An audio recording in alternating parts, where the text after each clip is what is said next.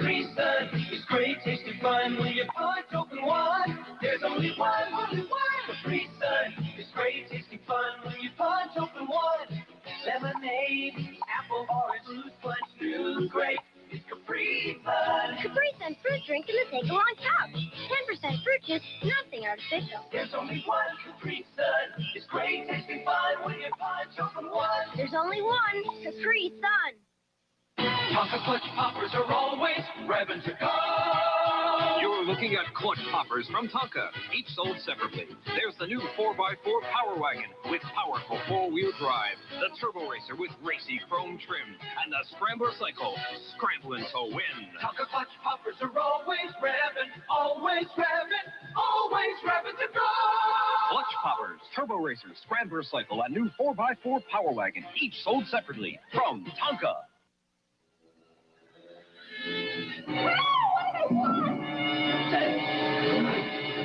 Tidal wave? No. Big soft liquid scented bubble? A big burst of flavor inside. Hey, Chief, you know why it's called tidal wave?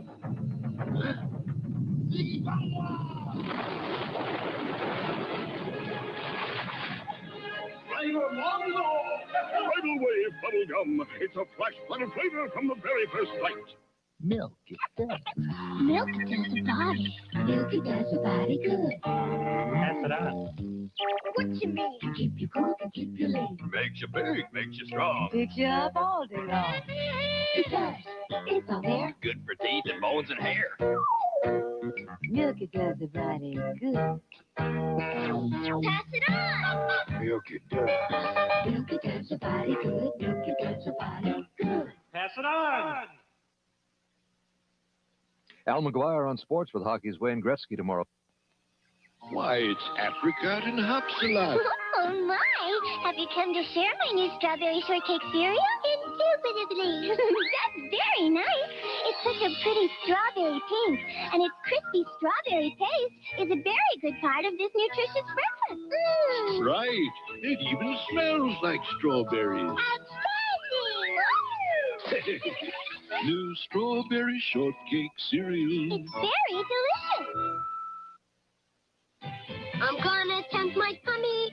The taste of nuts and honey. It's the honey of an O. It's Honey Nut Cheerios. The Honey Nut Cheerios bee. It's the taste of golden honey with a crunch that's kind of nutty.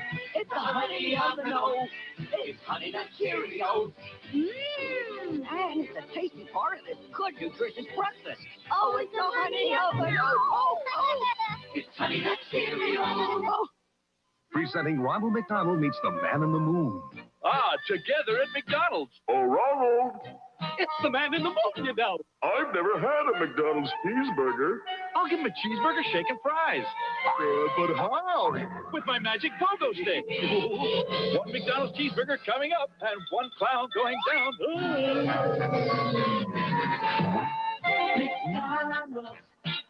Looks like a full moon now.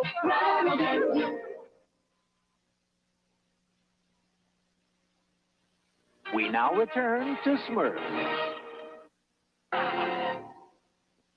Smurf will return after these messages.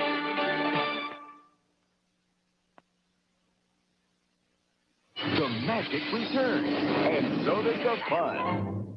Want to have a wizard's duel? Walt Disney's timeless classic, The Sword and the Stone. It's the immortal tale of young King Arthur, together with an all-new Winnie the Pooh featurette, A Day for Eeyore. Walt Disney's classic, The Sword and the Stone, and A Day for Eeyore. Catch them before they disappear. Rated G. Now playing at a theater near you. Check local listings. Well, how do you like my kingdom of half? It's fun. You know what we like best? A ride in my half balloon? No. Has to be the half-day school. This is even better. Then it's Halvesies, my crunchy sweet new corn and rice cereal. It's crunchy sweet, but half the sugar of most sugar-coated cereals. How does it taste so sweet? That's my secret. It's Legreen. No, sweet Halvesies are mine. Now what? Half a car. I don't care. I'm halfway there. Half a bridge. Nice work, kid. Anytime, King. For new halvesies. New Hamsies are a crunchy, sweet part of this balanced breakfast. 3 new Hamsies books of fun and games have half pictures, tongue twisters, mazes, hidden pictures, and more. There's 1 book of fun and games in each specially marked box of Hamsies cereal.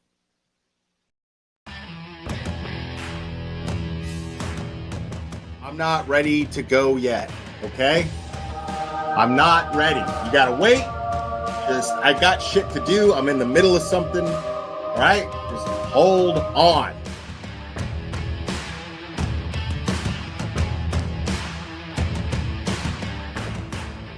Watch your mouth or don't come in here. Uh-oh. Uh-oh. Oh, yeah, people, come on, we're adults here. You know what? What is the point? Yeah, we're adults here. I got a fucking Burger King fucking thing on my head. We're all fucking adults here, guys. People in my chat, 2 words. What are they? 2 words. Let me see the chat flood. Let me see the chat flood. 2 words. Okay, next caller. Please. Let's get into the meat and potatoes, which translate in American to dick and balls.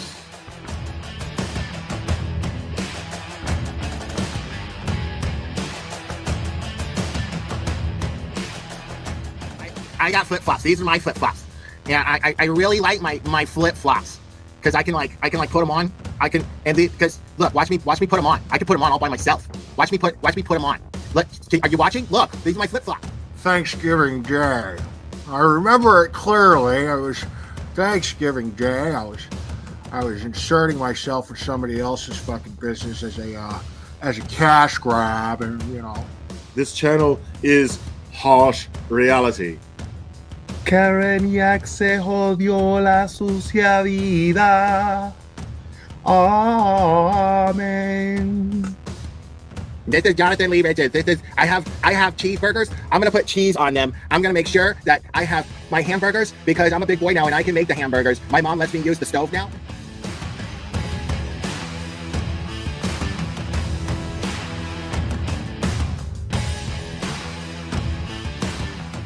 And I'm just like, wow, I like receipts, and they brought receipts. Like they had evidence to back up everything they said.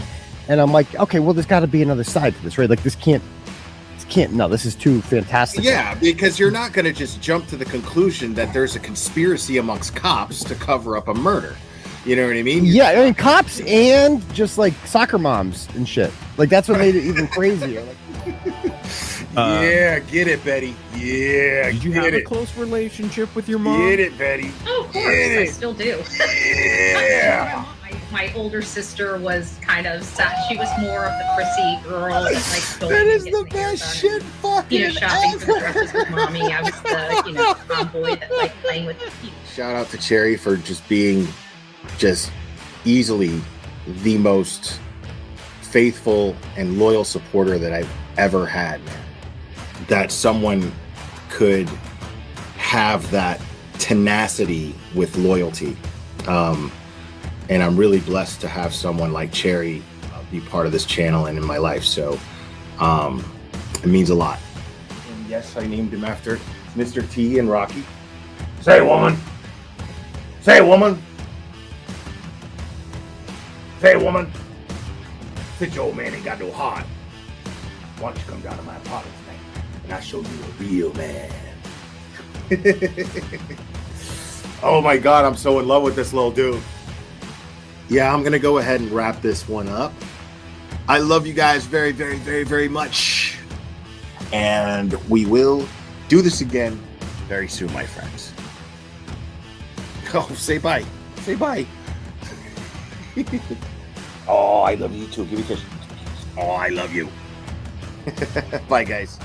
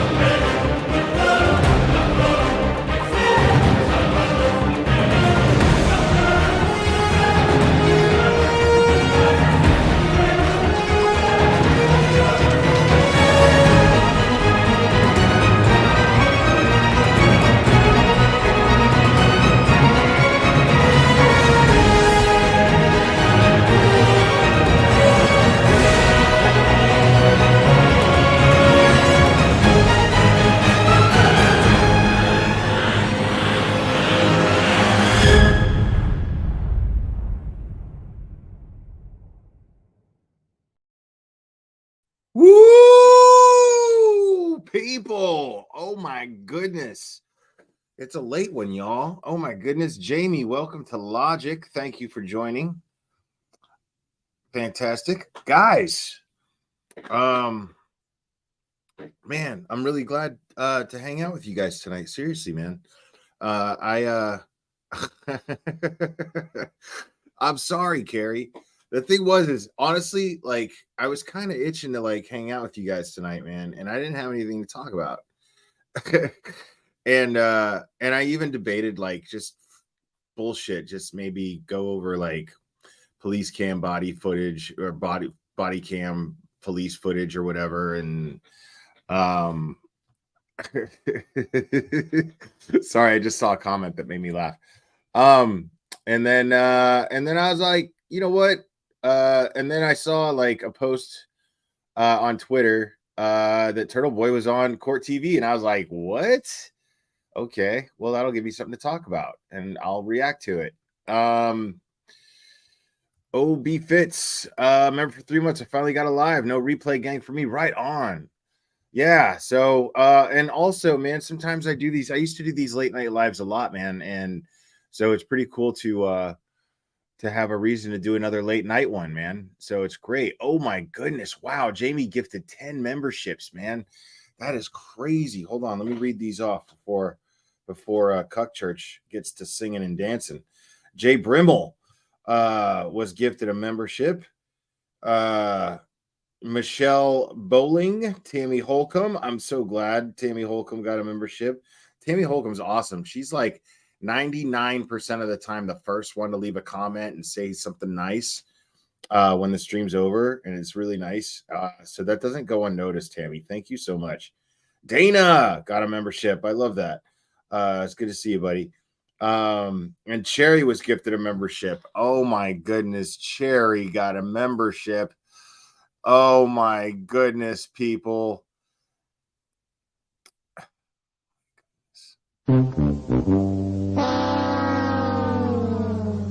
I'm just kidding. I'm glad Cherry got a membership too. And Cherry is already a member, so okay. Jess got a membership. Elizabeth S, Kevin C, Todd Labarine, I think. Heather Jones. Awesome. Okay, I think that's everybody. Sweet. Cherry knows I love her. Yeah, fantastic. Oh my goodness. Wait. You thought I forgot, didn't you? You thought I forgot. I think we got a super dad. Super dad. I think we got a super dad. Super dad. Super dad. Super dad.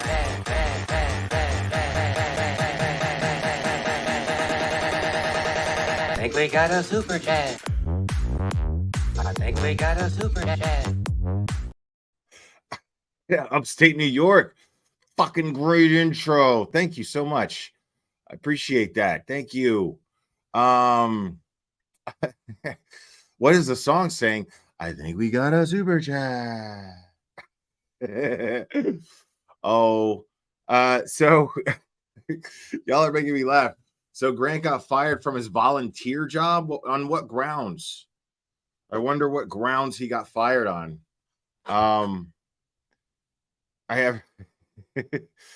I did not watch Sean tonight. Maybe we'll go over that after the TurtleBoy thing. If Cherry can find that link for me, that would be. I think we got a super dad. Super dad. I think we got a super dad. Super dad.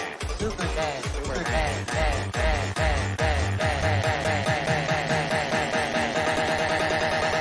I think we got a super dad. I think. Yes. Thank you so much. Buzzing for Truth, always appreciated. Peter A, member for 2 months. Thank you for the late night stream. Couldn't sleep. Right on, man. I'm glad. I'm really glad. Yeah, and I napped earlier too. Watched Napoleon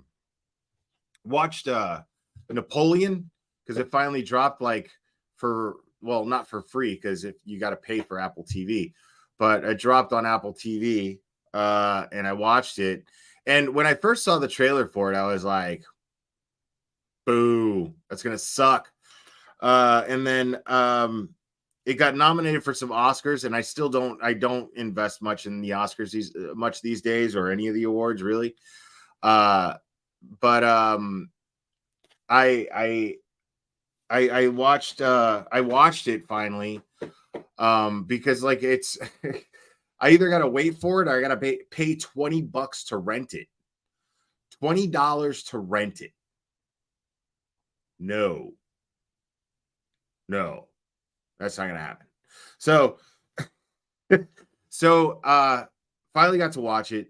It was actually pretty good. It was good. I enjoyed it. I really did. I'm not gonna lie. I recommend it. It's pretty cool. Ridley Scott does it again. Not his best, but I'm a big fan of Ridley Scott movies. I think that's how you say his name, Ridley or Ridley. I don't know. Tony Scott's brother, who is no longer with us. But yeah, man. Now, tonight, earlier, not very long ago, TurtleBoy was on CourtTV with in a one-on-one with Vinnie Politan. And again, I go into these things saying, man, I really want to like Vinny, man. Every time I'm like, come on, Vinny.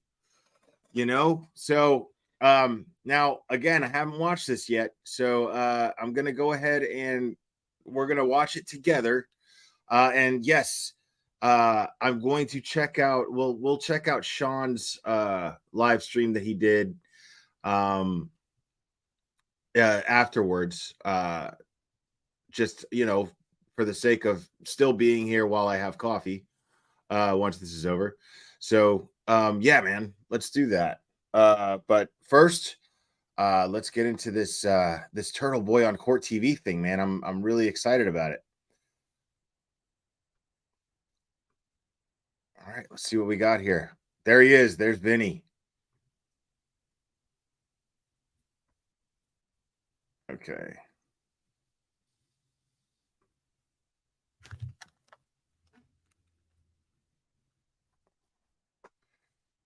I'm Vinnie Politan. Thank you for joining us. Get ready. Get set. This is a big hour. It's a big hour, and we're starting big. Now, I'm going to preface this once again. Every time I do this story, I have to say it. My sole purpose in covering this story and my sole goal, my perspective, my point of view is just to find out the truth, period. I have no other agenda. I'm not on one side. I'm not on the other side. Isn't it fucked up that Vinny's got to do that? And you know who I blamed directly for that? Coffindoffer. I blame Coffindoffer. Now I'm gonna stop this and pause it and comment through it. You know, that's how I do these things. This is why it's a reaction video, folks, because I'm going to react. So yeah, I blame Coffindoffer totally, 100%. That's Coffindoffer's fault. Now it's Vinny's producer's fault for lumping her up with him on this case, because she's obviously, I think at this point, Vinny is, it's pretty clear to Vinny. I don't like this. I'm not going to speak for him, but it's pretty clear to Vinny that Coffindoffer is at the very least misinformed. So this is going to be interesting. But yeah, I mean, yeah, Coffindoffer, yeah. But that's this only validates my theory before that. I'm just, when the last time I watched Vinny react to something Coffindoffer said, he was like, what is going on here, and had almost a meltdown on CourtTV. Not really, but he just reacted. So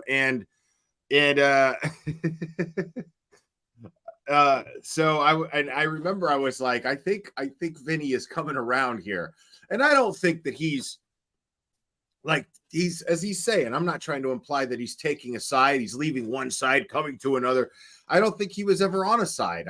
As I stated before, I think Vinnie Politan is just a guy who has a show on Court TV. He's well respected, and he covers who knows how many cases a week. You know, this is like one case. We're all invested in this one case. He's talking about a bunch of cases. He doesn't know what the hell's going on. He brings expert panelists on because he counts on them to be informative. He's not being informative. He's counting on the experts he brings on to be informative. That's not his fault. It's not his fault that Coffendorfer lied on her resume. That's not his fault. So, just saying, Vinny, don't worry, buddy. We're with you, buddy. We're with you. We feel you. I'm sure he's seeing the discourse between people, and he's going, I'm not on one side and I'm not on the other. I just want the truth. Vinny is singing my jam right now. I am not on one side or another. I just want the truth. I am only on the side of the truth, people. And so far, the truth is pretty overwhelming.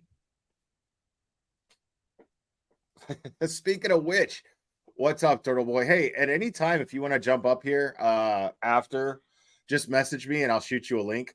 I'm gonna do this reaction and then I'll probably take about 30 or 40 minutes, but I would imagine you're probably gonna go to bed. I'm sure you're pretty tired, but you're invited. If not, hopefully we could set something up soon. Yeah, we're gonna go over this, but I'm telling you, I think you can't blame Vinny for what goes on. Vinny covers a lot of cases. Okay, he's not passionate about this case the way the rest of us are. All right on, man. Yeah, I'll try to get through this, and then I'll bring you up as soon as I'm done with this, and then we'll talk about it.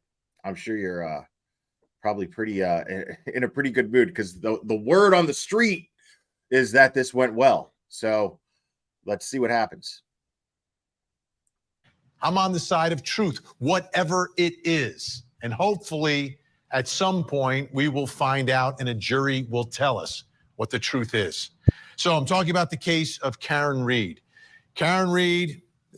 Now, this is something that I hear from people who are familiar with the case. They are familiar with the case, but they're not as familiar with the case as those who are so invested in it. Like there's so much more, and the TurtleBoy aspect of it all is a whole nother monster that you have to factor into. You have to factor in his charges, the nature of the charges, what he's being accused of versus the actual truth. You have to factor all of these things. Okay, Cherry, I'm gonna check my DMs. Calm the fuck down. See what I deal with? So you got to factor these things in, okay?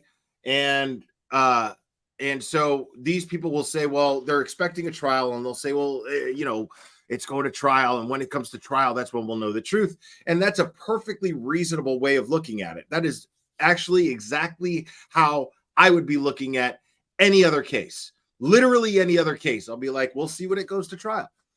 That's how I would be saying this, but I know too much. I know too much at this point to be like, I don't think this needs to go. I don't want this to go to trial. I believe that an innocent woman is absolutely being railroaded. Yeah, man. I read you a long time ago, bro. I read you a long time ago. I do that usually with creators, just because, especially if it's somebody who I'm talking about, and I want you to be able to, if in case I have to slow chat down or Cherry has to slow chat down, you won't have to wait and you get to say whatever you need to say. So I'll usually give a creator that's a friend of the channel a wretch for that purpose. So Yeah, I don't want this to go to trial because I do believe that an innocent woman is being railroaded. So,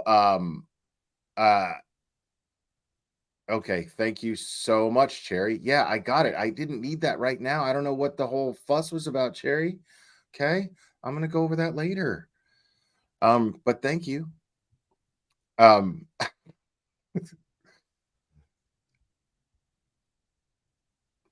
So yeah, again, I know some people are like, go to trial. What? Vinny doesn't know the things that we know, man. That's a perfectly reasonable thing to say when you don't know all of the ins and outs of everything. That's her boyfriend, John O'Keefe. He's a Boston police officer. She was a professor and a professional. They went out one night, bar hopping. She then drops him off at a house, or he gets out of the car. Prosecutors say she ran him over, murdered him on purpose after she let him out of the car. She says he went into the house and was killed in there, and she's now being framed for the murder. That's the story here. She says she's being framed by the people that are inside that house who were other police officers and family members. Prosecutors say she murdered him, ran him over on purpose, and left him to die in the cold. So this is the case where we are seeing something we've never seen before. An accused cop killer, even before the trial starts, just dozens and hundreds of protesters showing up at the courthouse supporting her. Take a look. We're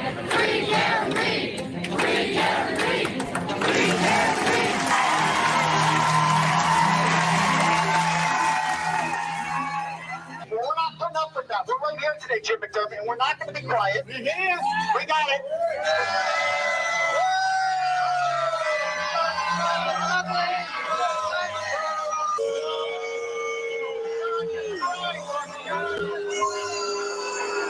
And the man leading those demonstrations has subsequently gotten arrested and charged with witness intimidation and some other charges. And he's joining us tonight. Let's bring in our special guest, blogger, social media personality, owner of TV Daily News, and the man who organized the Karen Reed protest. Joining us tonight from Worcester, Mass, Aiden Carney, a.k.a. TurtleBoy. Great to see you, TurtleBoy. You were locked up for a while. How long were you locked up? I did 60 days, Vinny. 60 days. All right. Now you're 60. Here tonight. So I've been reporting on a lot of allegations against you and about you. So I want to talk about some of those and have you respond. And I want to begin with the relationship. Oh, I can't wait for this. You and Karen Reed, what exactly this is about. Because in an affidavit that was filed by the Commonwealth, they are alleging that Karen Reed provided to you non-public information using an intermediary, a woman named Natalie. You're using the secret text messaging app that terrorists use. You made 189 phone calls to Karen Reed, and you spoke to her in excess of 40 hours. And then a woman named Jane, who I believe is your ex, stated that you run everything by Karen Reed before you post anything, before you say anything. You run it by her, and you two are kind of in cahoots together.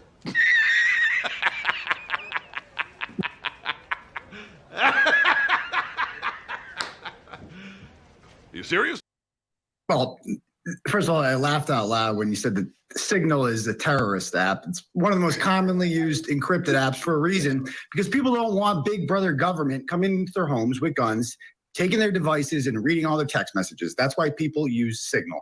And the two sources that they have that the government is using, Lindsay and Natalie, are two of the least credible people on earth.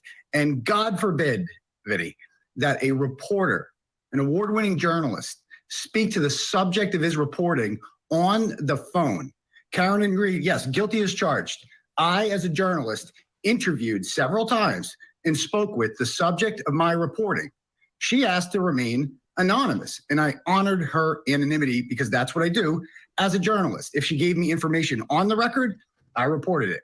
If she gave me information off the record, I didn't report it. Now, there couldn't have been a better, more clearer answer to that question asked by a fellow journalist, in my opinion. Now, I'm not a journalist, but I would imagine I can't imagine an answer better than that if you're answering a question asked by a fellow journalist. Mystery solved. This is an investigation without a crime. This is a pathetic last-ditch attempt by the Commonwealth. They're going down, and they know it, and they're trying to basically smear my credibility and smear Karen Reed's credibility to try to save themselves, but it's not going to work. Okay. So you're saying, yeah, you were having these conversations, but it's like any other journalist who's going to talk to a source who could be the person related to all of it. I get that. I believe in the First Amendment myself, being a journalist and a lawyer who believes in the Constitution. But were you together figuring out a way to go after people? Was she saying, go after this one, go after that one? I want you to confront this person. Oh, the fantasy world these people live in, Vinny. No, if you're new, I've been doing TurtleBoy for about 10 years. I existed long before Karen Reed. I do not work for Karen Reed. I work for TurtleBoy, the brand. Karen Reed has absolutely zero control over the content on my website. When I went and I interviewed these people, when I went up to them and asked them, and this is what I'm being charged with, Vinny. I'm being charged with witness intimidation because I asked questions to people who, quite frankly, according to the evidence, appear to have murdered a Boston police officer and covered it up after the fact. Okay, let me stop you there because I want to get into that, and I want folks to know what. Now, real quick, the whole notion that anybody, because I imagine that there are certain things there are certain things that I think that TurtleBoy and I have in common as far as our personalities go. And one thing I would imagine is nobody's going to tell me what to do with my content. Fucking nobody. So, I mean, I don't care if it's Karen Reed. I don't care if it's fucking Vinnie Politan. I don't care who it is. I don't, especially not anybody in the Commonwealth or anything like that.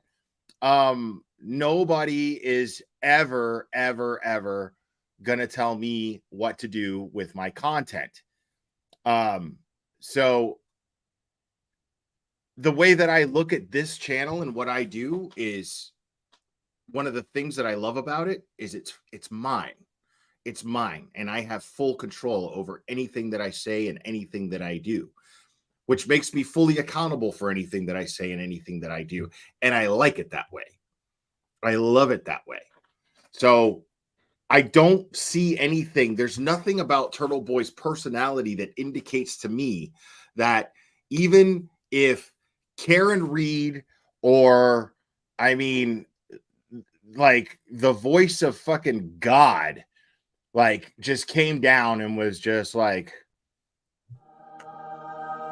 TurtleBoy, you must say this about the Commonwealth. You must go over to your ex-girlfriend's house. I mean, I just don't see it, dude. Like, I don't see it. That's ridiculous. The notion to me is ridiculous.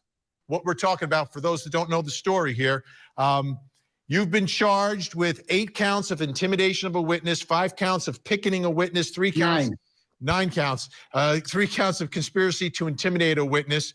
I want you to take a look at this, because episode 594 is one of the ones that they cite from the TB News, from your TurtleBoy Live on YouTube. I want to take a look at a little clip so folks have a little bit of an idea of what they are claiming is the behavior that is inappropriate and is intimidating witnesses in this case. Like, this is not my last. I love that Vinny's going over this. I fucking love it. Trip to Canton. I will be back. I'll be back, Miss Miss Boys Regular. I'll be back. Like, get used to this. Like, these people think I'm around. Like, I'm Mr. Internet guy. All right, so the language you use. What is the end game? Like the end game. What the fuck are you talking about? What fucking language? That you have in terms of going back. And I've watched a lot of the clips where you're using language and you're going to make like difficult for them. You're going to high school games and the parents are watching their kids and you're going there. What's the end game to all that? The end game is to ask people questions, Vinny, to figure out who killed John O'Keefe and hold these people responsible for it. The end game, what I just said in that clip, this is how much the government lies about this. I was not talking about any of quote unquote witnesses there. I was talking about a DPW employee who didn't want to do their job that day. And I made it very clear, if you're going to, they were basically giving me the runaround. And I said, I'll be back next week. I'll be back the week after that. If you don't want to give me these public records, which I'm entitled to as a journalist, I will keep coming back. I was not referring to any of the quote unquote witnesses there. That's how dishonest the government is. The boy's regular person I was referring to is the woman behind the desk. She's a government employee. She's not a witness to anything. She has nothing to do with the Karen Reed case. And by the way, Vinny, I was there to find out who plowed Fairview Road the morning of January 29th, 2022, because they never interviewed the plow driver. And guess what? 2 months later, I found that driver. His name is Brian Lucky Loughran. He plowed Fairview Road at 2:30 in the morning. He went right by the house, and John O'Keefe's body was not on the front lawn. He also told me in an exclusive interview that he saw a Ford Edge parked directly next to where John O'Keefe's body would be discovered 3 hours later. And he had been interviewed by the FBI about that. And why didn't the state police find this guy? Why didn't they track this guy down? Because they didn't want to track him down. Because his information, his testimony proved that John O'Keefe was not killed by Karen Reed at 12:30 because he was not on that lawn at 2:30. And since breaking this story in August of 2022, the state police to this day have done zero work to find out who was driving that Ford Edge right next to John O'Keefe's body at 3 a.m. You know why, Vinny? Because they're too busy calling up ex-girlfriends of mine and someone named Natalie and finding out how many times I talked to Karen Reed as if that matters. Why don't they find out who's driving that Ford Edge? Don't they want to know who killed the Boston police officer? Because it sure as heck wasn't Karen Reed because there was nobody on the lawn at 2:30. That's what I was doing in that clip. Actual journalism that no other reporter is willing to do and no police in this case are willing to do. All right, I'm going to show folks another clip that was cited again, episode 598. Again, this is one where you're talking about Chris Albert looking. It's happening, guys. It's just happening. You're just gonna have to deal. I think we got a super dad. Super dad. I think we got a super dad. Super dad. Super dad. Super dad. Dad. Dad. Dad. Dad. I think we got a super dad. Luna's mom 24. Thank you so much. To understand, you have to know the Karen Reed case, TurtleBoy's case, select board meetings, Rafferty, Morrissey, FBI investigation. This is one giant craptastic, terrifying mess. Very well said, Luna's mom. Thank you so much. I appreciate that. Absolutely. Looking for turtle riders who are your followers. Let's watch it. This guy's got his head on a swivel everywhere now. He's like, turtle riders, where are they? I got bad news for you, Chris. I got really bad news for you. They're literally everywhere. You can't, you guys should just stop going out in public. That'd be my recommendation. And it's only going to get worse from here. I did not direct this person to do this. I can't stop them. They're everywhere. They don't like you. Nobody likes you. You guys killed someone. You literally killed someone. Not you. You didn't do it. You raised someone who did it, and your big bro did it, but and you obviously know this and you're helping to cover it up, but I guess you didn't kill anyone. So you got that going for you. So good job, Chris. You just raised the killer. Anyway, and we're going to get to that too, but he's obviously, when I saw him, this dude is ready and looking around. They insist on going out in public. Chris, I know where you guys were today. Y'all were in Agawam, weren't you? I got pictures of you on my cell phone. I got people sending me pictures. You guys were at some sort of Little League thing in Agawam. I got pictures of Courtney Proctor. I got pictures of, who was she with there? I forget. There's a whole crew here. Albert's, McCabe's, all you people were there. So like, just know that there will be no, life as normal is over. Okay. Life is normal. You had normal for a while there from January 29th till about April, January 29th, 2022 till April of 2023. You guys literally got away with murder. Okay. All right. Let's. Okay. I got a comment on that real quick on not what TurtleBoy says. We went over it. I did this as soon as he was first charged with these things. I did 5 different live streams. I meticulously went through each and every charge and pulled up the same timestamps and timestamps of videos that Vinny's going over right now. And what I'm talking about, the reason why I'm talking about this is because it is so important that Vinny is doing that right now.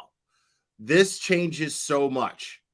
This is so important that people actually see the context and how his words were absolutely manipulated in order to file these charges, in order to indict TurtleBoy. They absolutely manipulated and twisted his words, and and now CourtTV is onto it. And a platform like that showing this is incredible.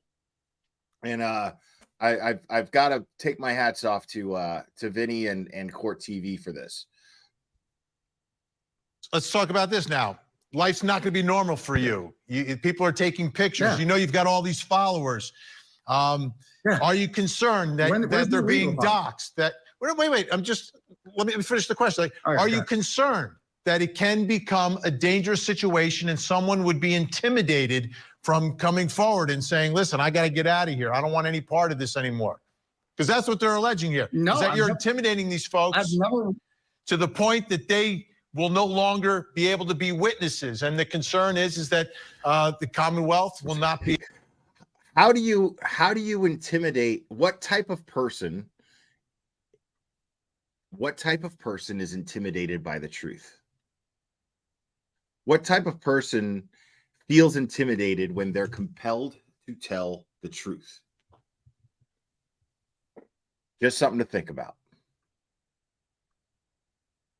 Be able to either prove their case or witnesses will disappear because people are interfering with justice in this case.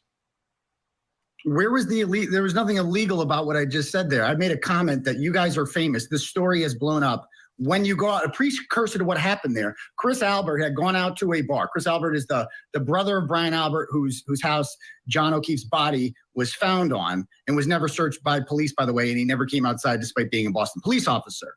And he sexually harassed 2 women, 2 turtle riders wearing Free Karen Reed shirts in that bar they were at, and he got into an argument with them. And there was a video. Let me first say that any allegations that you make, we have not independently researched or conveyed. Now, Vinny's he's not being rude, people. Vinny's just trying to manage time. He has to manage time here. Verify. Go ahead, continue.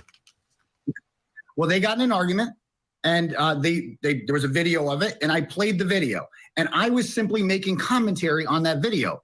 I said, if you choose to go out in public, this is what's going to happen. It's just a fact. That's not intimidation. When you're famous, all right? When famous people go out in public, he's also an elected official in town, by the way. When you go out in public and you're well-known and you're provocative and you're involved in this very shady murder cover-up, what do you think is going to happen?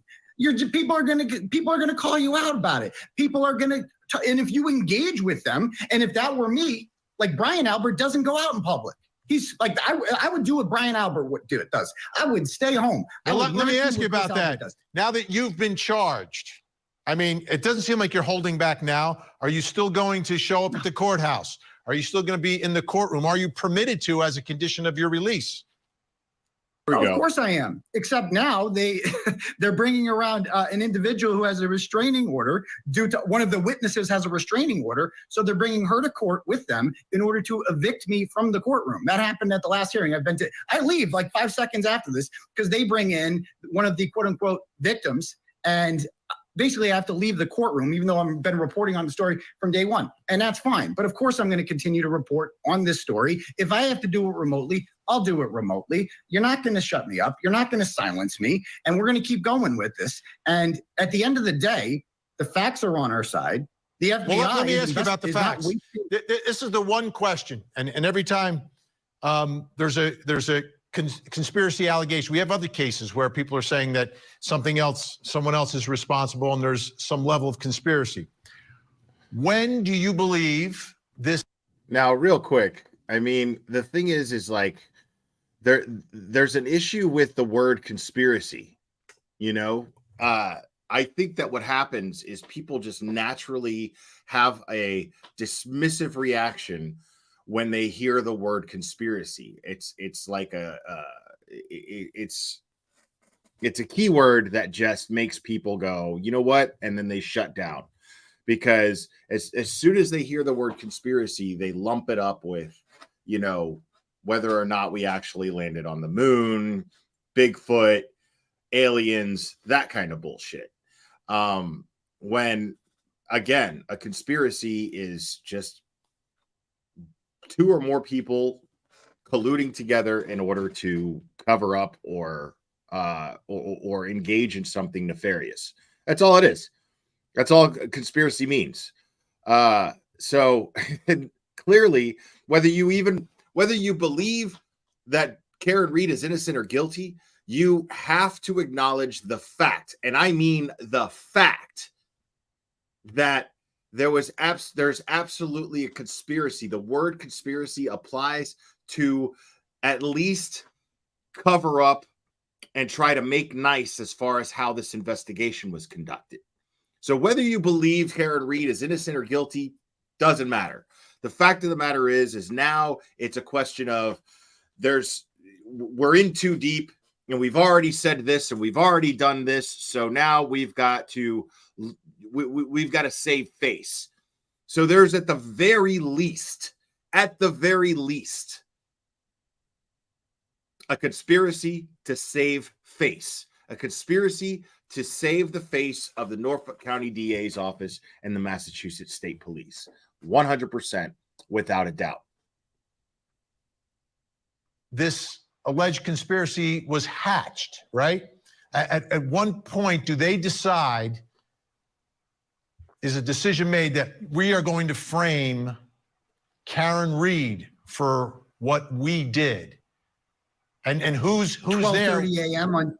And who's there when all this decision is made? 12:30 a.m., January 29th, 2022. They beat up John O'Keefe, and he was bleeding out, and he was clearly on the verge of dying. And they made a decision that we're not going to go to jail for this. We're going to put him on the front lawn right where that woman just left. And we're going to leave him there. He's going to die in the cold. And we're going to Google how long to die in cold at 2:27 a.m. to see how long we have, which Jennifer McCabe did. She did do that. Let me ask you this, though. Isn't the first time the car striking John O'Keefe ever brought up, isn't it brought up by Karen Read herself the next morning when she responds? No, isn't she the first one to say, I hit him, I hit him? No.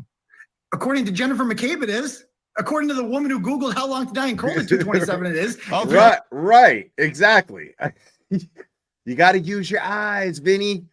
According to the person who, if you're going to call anybody and any of these so-called witnesses a liar, according to the one person who you can guarantee is a liar in all of this, that's what happened. So how credible is that? So yes, Jennifer, according to Jennifer McCabe, sure. But Jennifer McCabe is a fucking liar. Like, we've gone over this. My bad. Okay. Her a reliable. Okay. Source? So yeah. And I want to talk a little about some of the evidence. So Jennifer McCabe is going to fabricate the part of the conspiracy. She's fabricating evidence. How about the tail light fragments that are found? Are they planted? Yeah. When are they planted, do you believe? Well, I'll tell you one thing, Benny. When the Canton police searched the scene at 6 a.m. that morning, they found exactly 0 pieces of taillight, and he was missing a size 12 shoe, a basketball shoe. So they found 0 pieces of taillight, and there had been about an inch of snow that had fallen at that point. Fast forward to 12 hours later, after about 1.5 feet of snow had fallen, and they found about 5 pieces of taillight. And then on 5 undocumented trips to Fairview Road over the next 3 or 4 weeks, Trooper Michael Proctor, who is best friends with the homeowners, has known them for decades. We call him the taillight whisperer. He finds taillight every single time. Well, let me ask you this. To Fairview Road.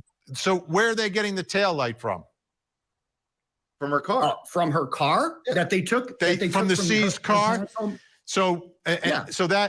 And the taillight is broken in this video, you believe, not from striking John O'Keefe.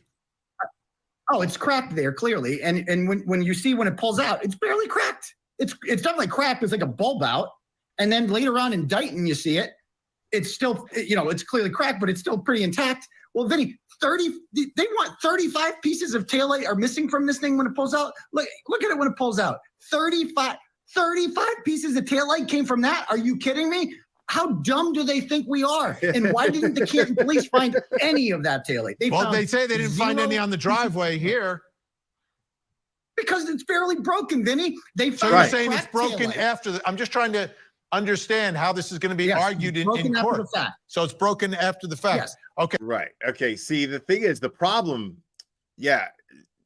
I know Vinny's not listening, but just in case he is, this very off chance, you need a lot longer than 20 minutes to talk to TurtleBoy or anybody else about this case in order to fully understand it. There's no way to just that right there is a rabbit hole in and of itself right here. Just the taillight alone is a rabbit hole in and of itself. You need more time to talk about that. Okay. Let me ask you about something else. The nature and the status of the relationship between John O'Keefe and Karen Reed.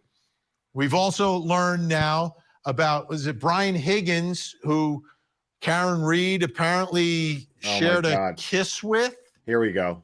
At John O'Keefe's house? Here we go. Wait. And she was angry because John O'Keefe had done something when they went down to Aruba.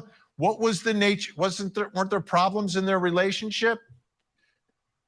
I don't care if she was having sex with half of Canton. It doesn't explain why he's got dog bites on his arms. It doesn't explain why he's got no bruising from his nose down or has a gigantic let me ask you this. in the back of his You head. mentioned one shoe is off, one shoe is missing. Yeah.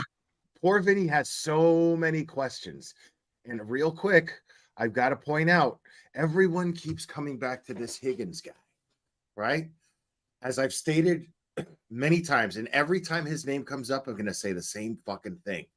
If your argument is that gives Karen Reed motive, it gives Higgins motive. Higgins was in the house.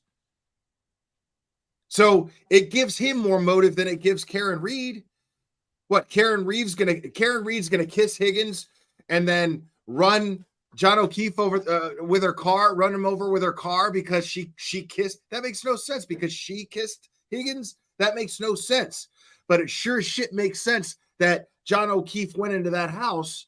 Higgins was in there, probably didn't know that Higgins was in there, and then him and Higgins got into it.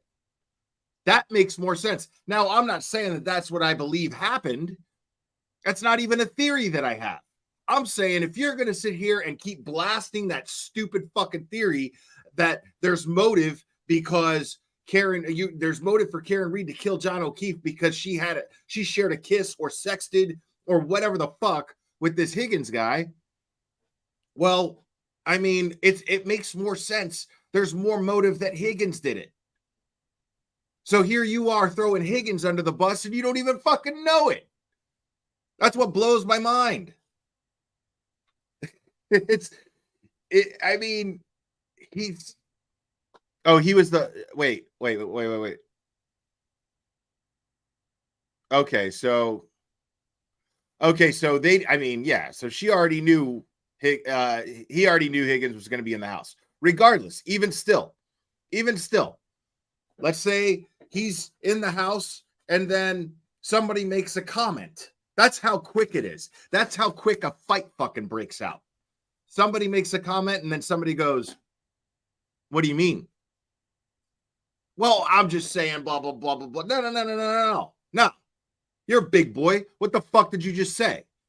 And then shit escalates. People start yelling and screaming. Somebody pushes somebody. Dog comes in, protects the house, attacks the aggressor, who would likely be John O'Keefe in that scenario. John O'Keefe does something to the dog, pisses everybody else off in the house in order to defend himself from the dog. Maybe kicks the dog off of him because the dog's attacking, right? And I'm just, like I said, this is just a fucking just speculation based on a ridiculous theory that that these idiots who think Karen Read is guilty are throwing out there. This is just me shutting down that bullshit theory. And then everybody gets pissed off. They beat the shit out of John O'Keefe. Gets out of hand. He hits his head way too hard. They throw him out. They Google how long to die in the cold. And then the rest is history.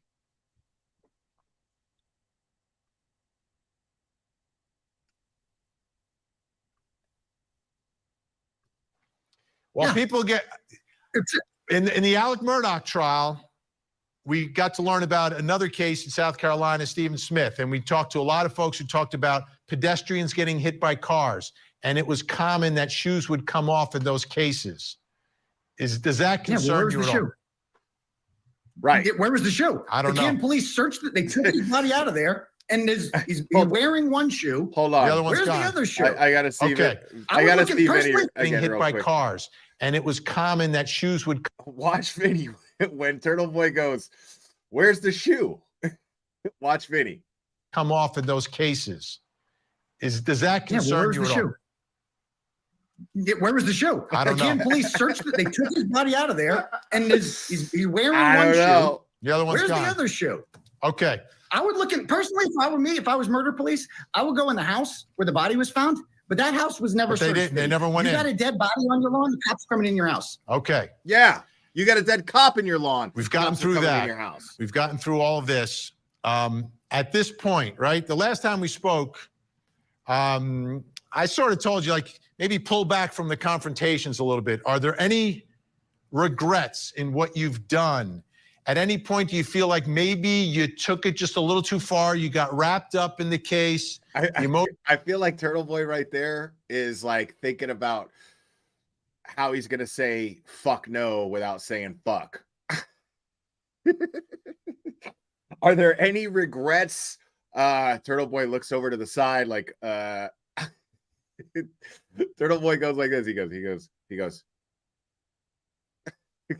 How am I going to say fuck no on CourtTV? I can't say fuck. All right, I'm just going to say no.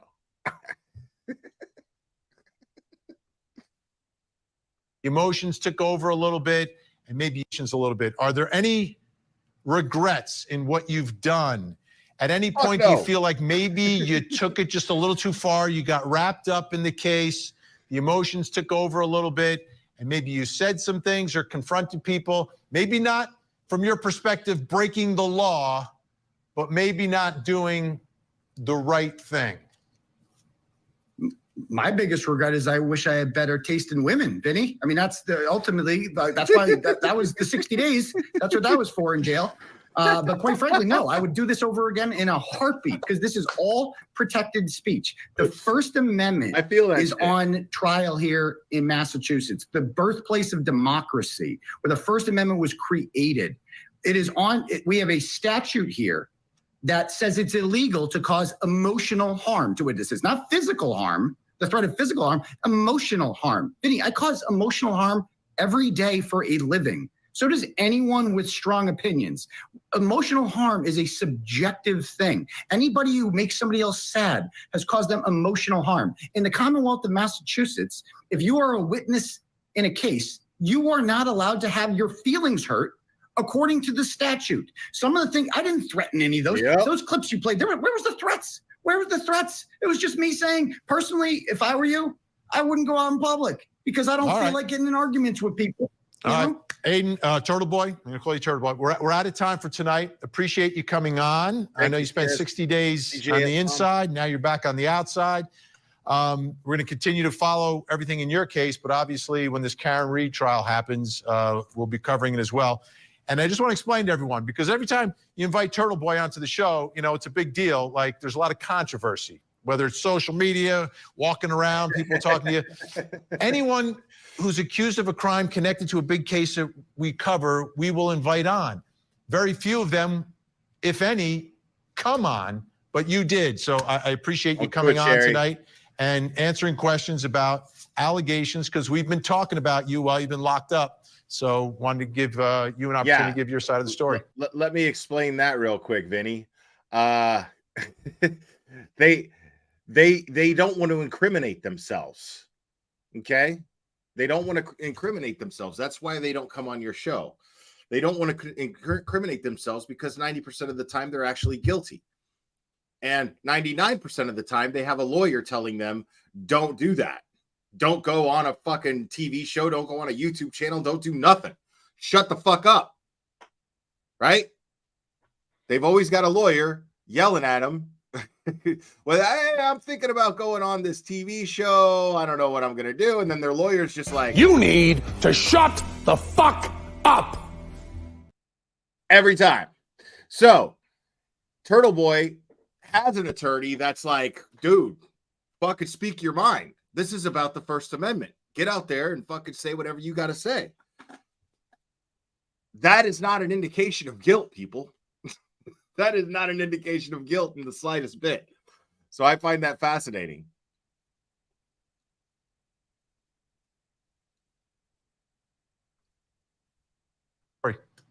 Thanks so much, Aiden. We'll talk to you again. All right. That's TurtleBoy. All right. Strong opinions. But was he intimidating the witnesses? Is it First Amendment? We'll find out.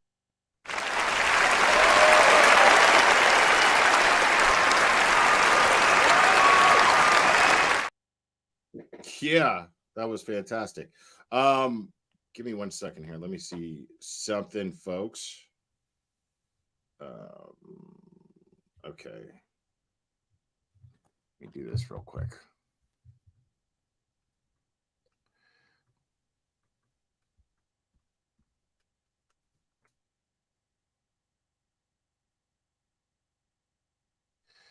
All right.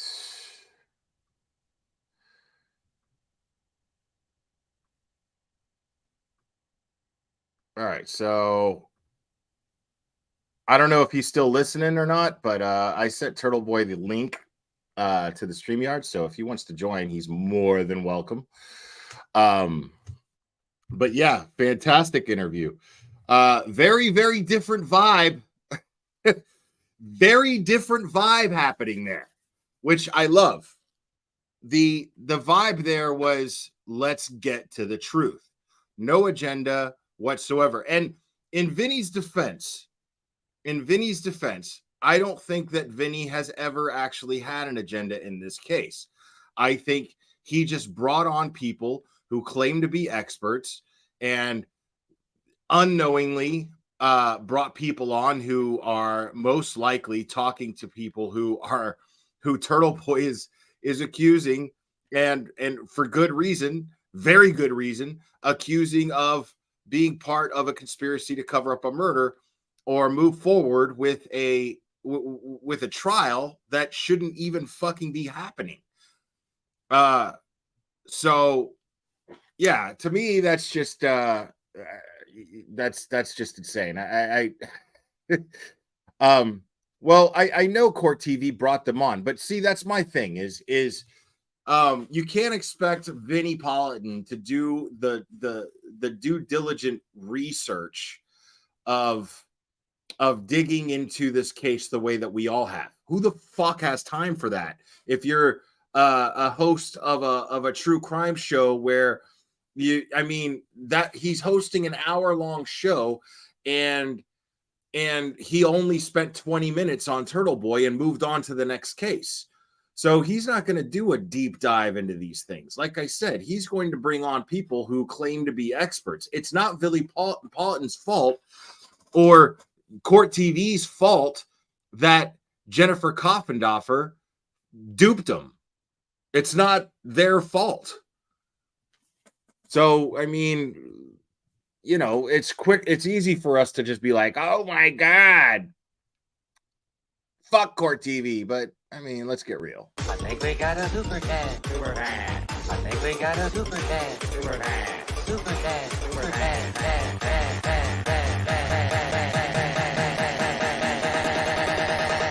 I think we got a super cat. Luna's mom 24, Court TV guest resume. Pulse lawyer will show up. I can't argue with that. Thank you, Luna's mom. I can't argue with that. That's not inaccurate. That is not inaccurate in the slightest bit. I'm just gonna go over chat for a minute or two. As I know it's late and whatever, but I sent TurtleBoy the link. And I'll go over chat and give him a chance to come on here if he's going to. But I'll give him a couple minutes, and if he can come up here, then he will. If he can't, then that's cool too. That was not planned. But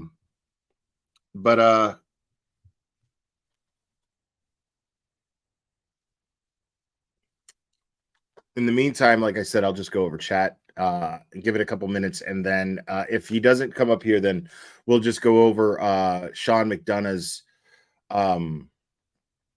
live stream that he did tonight. So I'm curious about that.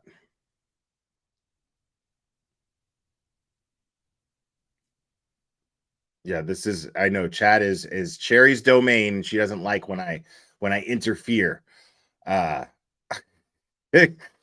She doesn't like when I interfere. So, but I'm doing it anyway. And I will, even if I don't get to, if TurtleBoy joins me tonight, I'll go over Sean's thing tomorrow. You know, I mean, it's up there. It's there. So even if I don't get to it tonight, we'll do it another night.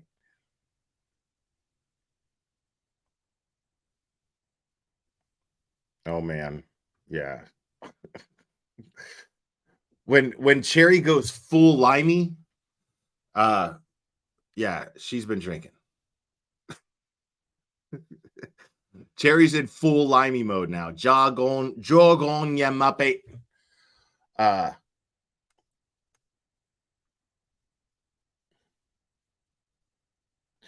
Was there a panel on Court TV that followed Aiden? Let me see. Did they not let him? Because that would have turned into an argument, probably. That's probably why they didn't let that happen. If it's there, I'll go over it.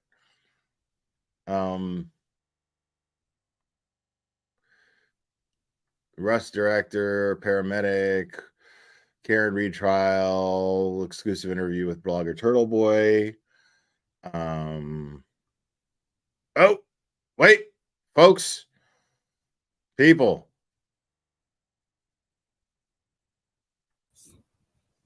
There he is. Hey, What's happening, man? It's good to see you, buddy. How are you doing? Likewise. We got to give you a round of applause for that one. Thank you. Vinny was tough tonight, huh? Dude, he was, man. I mean, that's the thing is, like, you know, he's got to manage his time because it's an hour-long live show, and you're not the only case that he's talking about. So, you know, but it seemed like you were just like adapting to that extremely well and answering his questions just as quick as he could ask the next one and be ready for the next one. So great job tonight on that, man. Seriously. I'm built for this shit, man. Like, I love this stuff. It's just like, let's go. Like, I love the challenging questions. I know a lot of people are like, he's being this and that.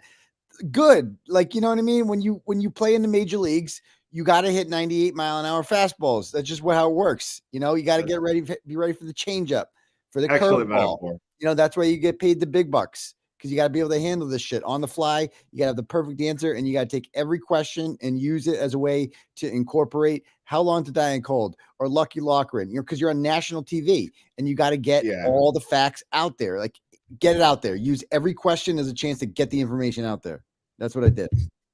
Yeah, man, and you did great. That was fantastic. I no way I could have done that. No, that's why you make the big bucks. That lady afterwards, like, what's this guy on? What's this white boy on? Like, what's this guy? She was an idiot. I was trying to find that. I was trying to find that segment, and I can't find it. I don't think that they posted it yet. I was surprised at this one because 90% of the time, every time I'm like, somebody does something on CourtTV, I go to their site, and then they only just put up certain things that I guess they think take priority. But it's not. Yeah, only your interview is there, but not the panel afterwards. Hey, whatever. I could watch. They weren't missing that much. The Watkins guy was really good. If something happened to Bradle tomorrow, I'd hire that Watkins guy because he gets it. He gets the First Amendment. Was Kopendorfer up there? What was that? Was Kopendorfer up there? Oh God, no. Oh, thank God. Yeah, I think they're. I mean, let's just hope that Vinny, like, and CourtTV have sharpened up and gone, yeah, dude. She's sitting at home, like, gritting her teeth too. I'm gonna be on here and talk about he's beating up women and oh, shut up. That's kind of fucking blown up. Just like, remember when that was a thing? That's just gone now. It's just like yeah. It's the funniest thing. Like today, I was just going. Like I rarely do this. I haven't done it in a long time, but I was getting back and forth with people on Twitter, like, and there were these couple of people that all they could talk about is me, and I'm just like, all you're doing is showing me, all you're doing is showing me that you're just mad about the inevitable outcome that is bound to happen. It's wild how many of these motherfuckers are going down with the Titanic. Like, there's a lot of people that just like the people that just jump on in the last minute, like the Natalies of the world. Like, you guys jumped on a sinking fucking ship at the last. Like, what were you thinking? And 100%. Yeah, like, it's just like, what are you? Just the only people who do that. I've said this from day one, and I said it again. The only people who believe Karen Read is guilty are people who are mad at me. That's it. It's just that simple. It's like, if you get mad at me, like, and that includes Paul O'Keefe. Like, Paul O'Keefe, I had a conversation with that dude. I was getting somewhere. Even with Carl the Cuck. Like, if you read our conversations, like, they both admit that, like, something doesn't smell right here. But they're just so consumed with hatred of me that they're just like, fuck it. Fuck the evidence. Fuck that. I hate that guy more than I fucking want justice. Yeah, I mean, let me ask you about that real quick. So, I mean, that's the biggest thing that people are talking about. There's the two biggest things that people say they hate you for, as far as how you've handled this, is the showing up to the lacrosse game and your criticism of the O'Keefe family and how where they stand as far as Karen Read goes. Like, I mean, what would you say to that type of criticism? The mother gave me the middle finger the other day. She's a real charmer, that one, and yelled, "Where's Lindsay? You know where she is because you brought her, you shameless woman. Like, what is wrong with you?" And it's just like, so, like, she showed up to my arraignment. It's like, whatever. Okay. I'm sorry your son died. All right. But, like, you don't have to be a douche to me. That doesn't give you a license to be a douche, and Paul O'Keefe, you have no right to be mad at Karen Read because you actually go around drunk driving. He got in a really bad drunk driving accident. He almost killed the dude in 2020. Karen Read's the one that bailed him out of freaking jail, of course. So it's just like, there's hypocrites. That's what I say to that one. Right. What was the other one? Oh, but what about the fact that, I mean, they're loved ones of a victim? No empathy, nothing. Oh, I have empathy, but, like, after a while, it's just like, okay, but that doesn't give you the right to go after Karen Read and to go after me. Like, you know what I mean? Like, Karen Read didn't do this. Like, that, I get it, you're mad, but, like, like you're sad, but like you should care more than anyone else about finding the truth. Like why am I more invested in finding out who killed John O'Keefe than they are? Like why is Paul O'Keefe getting drunk and going to Celtics games and like how are you? I would be so obsessed with this case even more so if this is my family member who was killed. Like right, and you're sitting with them, but hey, he's made his choice. It's just like, you know, you want to show up like to court, like and sit with the same people. You're gonna feel really stupid when this is all said and done, my dude. Real stupid. Well, that's what I don't get. Let's talk about that for a second. Like the whole them all walking into court together and sitting together with Lindsay, right? Like Yeah.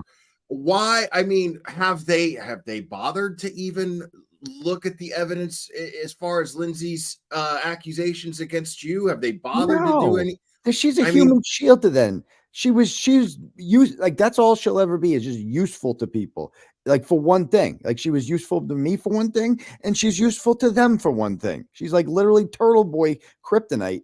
She comes around and it's just like, you know, oh God, he's got to leave. That's why they were smiling that day. That's why they came in so happy because they're like, oh look, we got a new toy here. And obviously she has no shame, you know, showing up like that. Like she's clearly embraced the role of the villain at this point. And, you know, nothing to lose. It's like, well, if that's what makes you happy, then go for it. Like I'm not going anymore. I told her I'm done with the Karen Reed hearings.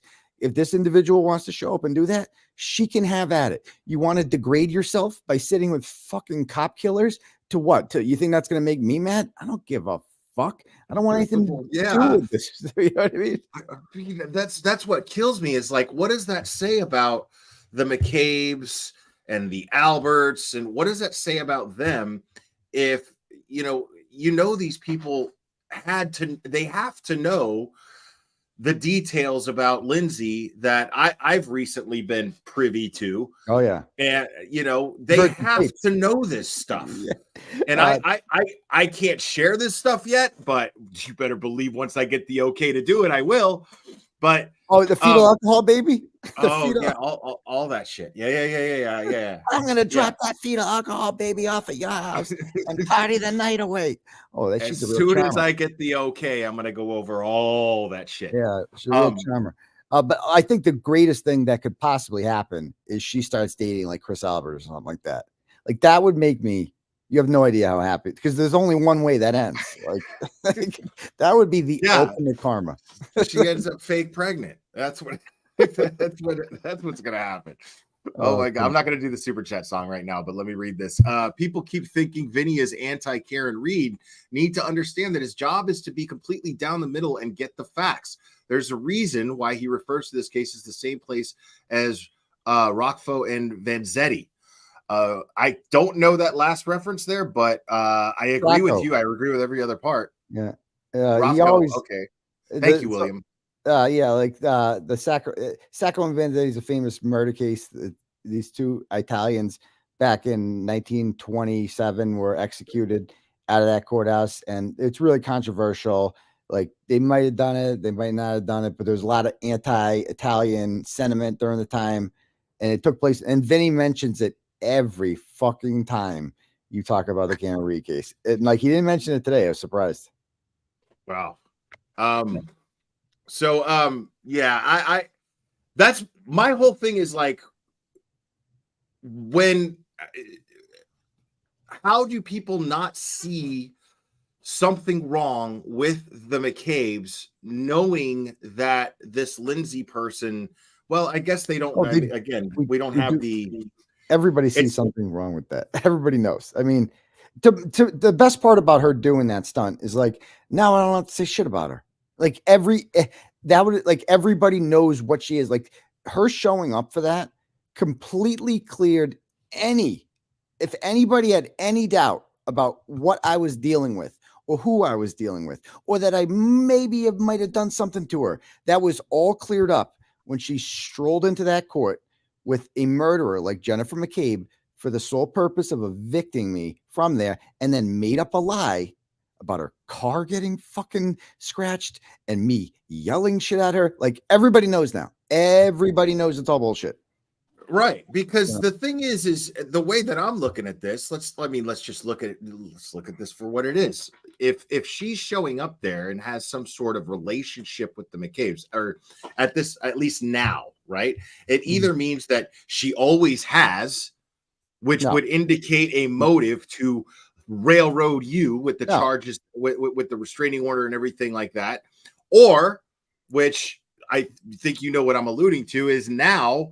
All of a sudden, magically, they're rubbing elbows almost literally in a courtroom for a case that she really doesn't give a shit about. Well, this is all about revenge. Now, all of a sudden, she's the rock star. She's embraced. This is about by revenge because on December 8th, I went over there. Okay. She'd been faking this pregnancy for a while, and I knew it was bullshit. She faked the abortion on the 27th.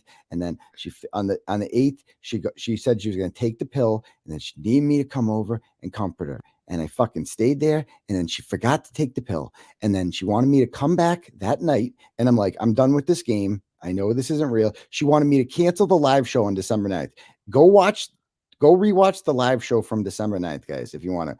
I do this rant at the beginning, and I don't say her name or anything about that, but she had just called me like an hour before that and told me she was going to drop her fetal alcohol baby off at my house and drop the night away. I'm going to fuck you up. I'm going to bring my kids to your house, like crazy shit.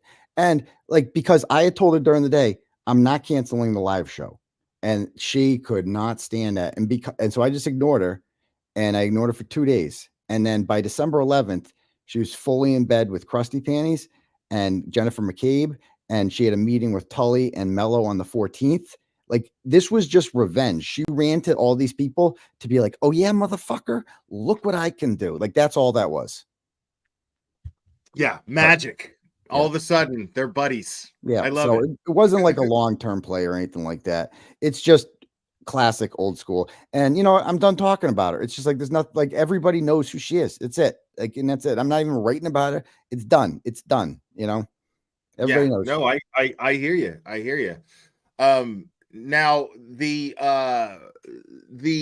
case, the Karen Reed case moving forward, what's your prediction as to what's going on with that? Well, as to what's next anyway. Just your opinion. I'd like to see what's in these 3,100 pages of shit. Like, I just have I trust that David Yannetti would not say in court on January 18th that, the feds can't in good faith let this go to trial if that wasn't true, right? I can't imagine a way that if this goes to trial, David Yannetti is going to look silly, right?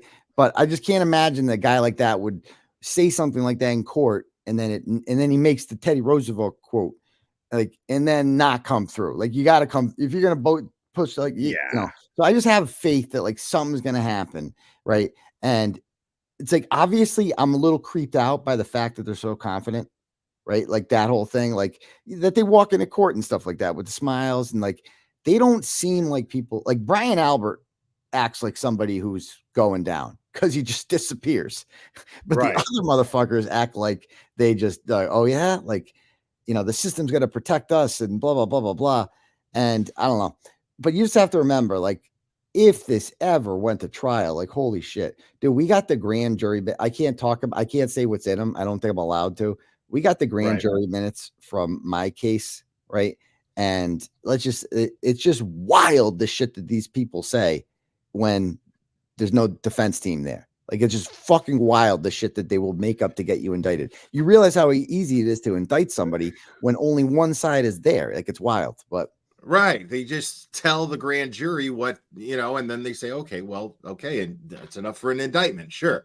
Yeah. I mean, this seems to be a pattern with the Norfolk County DA's office, which I find more fascinating than anything else, as they continue to charge someone over and over, whether it be you or Karen Reed. They continue to make up these charges that they have to know that they can't prove in a trial. Right. And it's like, all it takes is for you to just have any small sense of common sense as far as the law goes, that there's no way you're going to get 12 people to convict. There's no way. Right. Because I mean, all it takes, I mean, they're so bad. The charges and the information behind the charges, it's so revealing that you have to question why they would even bother. Right.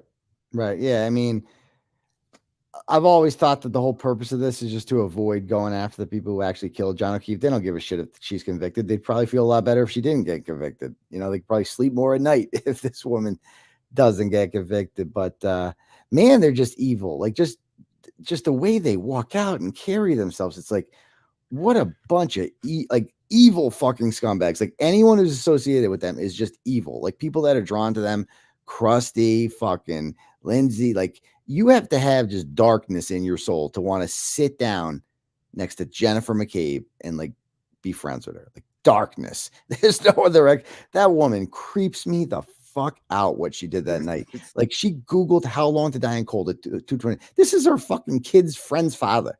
Like that's wild, man, to be that fucking cold-blooded. Like, and then, you know, you mentioned earlier about like the lacrosse games, the pearl clutching that's going on about that shit. Plevin really hates that. You want to do a kid's game. Motherfucker is at the top of the bleachers. Okay. It's in public. Where would you prefer her home? Is that like, what is this not better? And like the whole purpose of doing it in public like that is like, you should be like Brian Albert. You should be ashamed to go out in public, right? Because like everybody knows what you did, right? You Googled how long to die in cold at 2:27. You're not being charged because the people that charge you are protecting you, but we all know you did it. So like, why can't I come up to you and ask what everyone else is thinking? Like, that's all I did. And it's like, okay. And it's not like I interrupted the game. They're getting their ass kicked. Yeah. Anyway, you know? Right.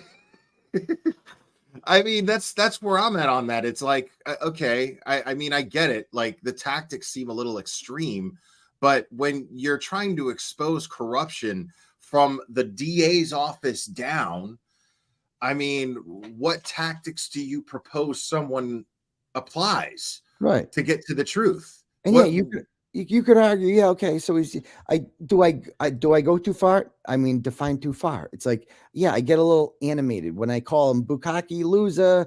I mean, I guess I couldn't do that, but like that's just the fan in me. Like when you go to a game, you're like yelling at the player on the other team, you're a bum. Like that's what I see Bukaki, and that's why I just want to call him a loser. That's what he is. He's a loser. I see Jennifer McCabe. I just want to call her a cop killer. That's like that's when I switch from journalist mode to activist mode. You know, it's just like that's what I see in you. You're a cop killer. Like you killed the motherfucker. Like I ask the questions first, and then I switch my hat to activist, and then I tell you what I really think of you. And that's how it works. You know, free speech. Yeah, I can't disagree with you on that. I love these comments. Like these haters, they can never spell. Can you be more specific, sir? What are we lying about? You know, they can never spell. Like if you're gonna troll me, like just actually, I'm reading his other comments. It looks like he's talking about the McCabe's. The 80K is on our side because he's mocking her for trying out for The Bachelor. I think he's talking about the McCabe's line. So okay. Right. So sorry. It's just so stupid. Like when Vinny was playing those clips tonight, I'm just reminded like how dumb these are.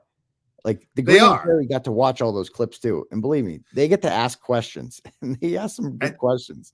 It's the easiest thing to do too. Like just look at the charge and then play the clip that's time stamped. The whole clip. Title. That's it. That's all you got to do. Right. They start with the whole thing about like, I'm coming back to your town. You people think you've seen the last of me. You haven't, which even if I was talking about the Alberts, that's protected speech. But play what came before. And I'm not even talking about the Alberts. I'm talking about the fucking boys regular lady who's giving me the runaround. Yeah. It's so surreal. I've never covered a case like this in my life. On the panel afterwards, the one guy's like, you better be careful. You might be getting sued. It's like, yeah, maybe go to the next step further and ask, why hasn't anyone sued him? Why? Now I'm of the opinion that, and I've stated this many times, Did you break the law? Yes, you absolutely broke the law. The problem with that is the law itself, chapter 28, sections 13A and 13B, I don't think they did. are unconstitutional. No, I mean, if you look, I agree they are unconstitutional, but part of like I definitely caused emotional harm. Like nobody, because it's like anyone could just say emotional harm, but it also That's says what I mean. It's like, no, but it also when part is of the- that illegal? But part of the provision is that you have to try to get them to alter their testimony. At no point can you ever find a clip of me doing that. Great point. Like you'll never hear me say like you need to change what you're saying. No, quite the contrary. I've wanted them to fucking testify. Please tell us what happened. You know, tell us what you. Yeah, the issue with Jen McCabe is that she didn't she hire a lawyer who filed a motion to where she wouldn't have to testify? Didn't she file a motion to not have to turn over her phone? Yep. I mean, why aren't people asking if she was such a good friend of John O'Keefe? If she was such a good friend of his, why wouldn't she be enthusiastic about getting him justice and doing her part?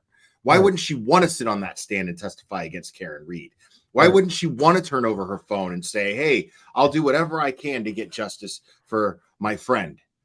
Yeah, that'd be so easy, like just passing your phone and there's nothing to, you know. I mean, Brian Albert, why do you think he's not handing over his phone? You know, Jennifer McCabe at least thought she could be slick and hand hers over. No, I deleted it. No one overphoned this stuff. Okay, sure. Right, that's how it works, dummy. But like even Julie Nagel, it's just like I think I said, yeah, she should tell the truth. What the fuck's wrong? That's controversial. I mean, are they suggesting that they're not telling the truth?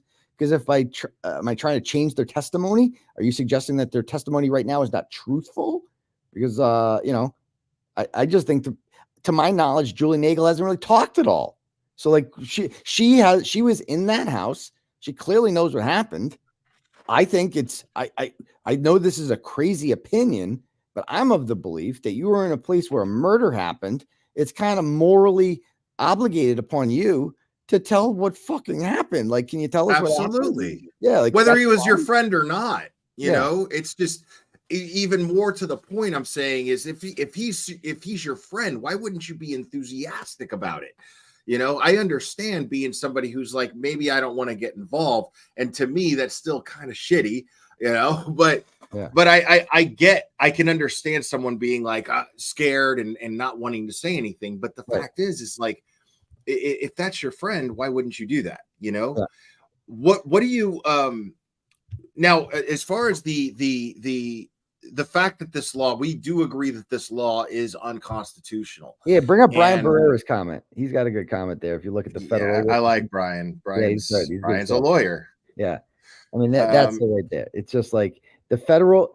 Every state has a witness intimidation statute. We're the only ones that say emotional harm in ours.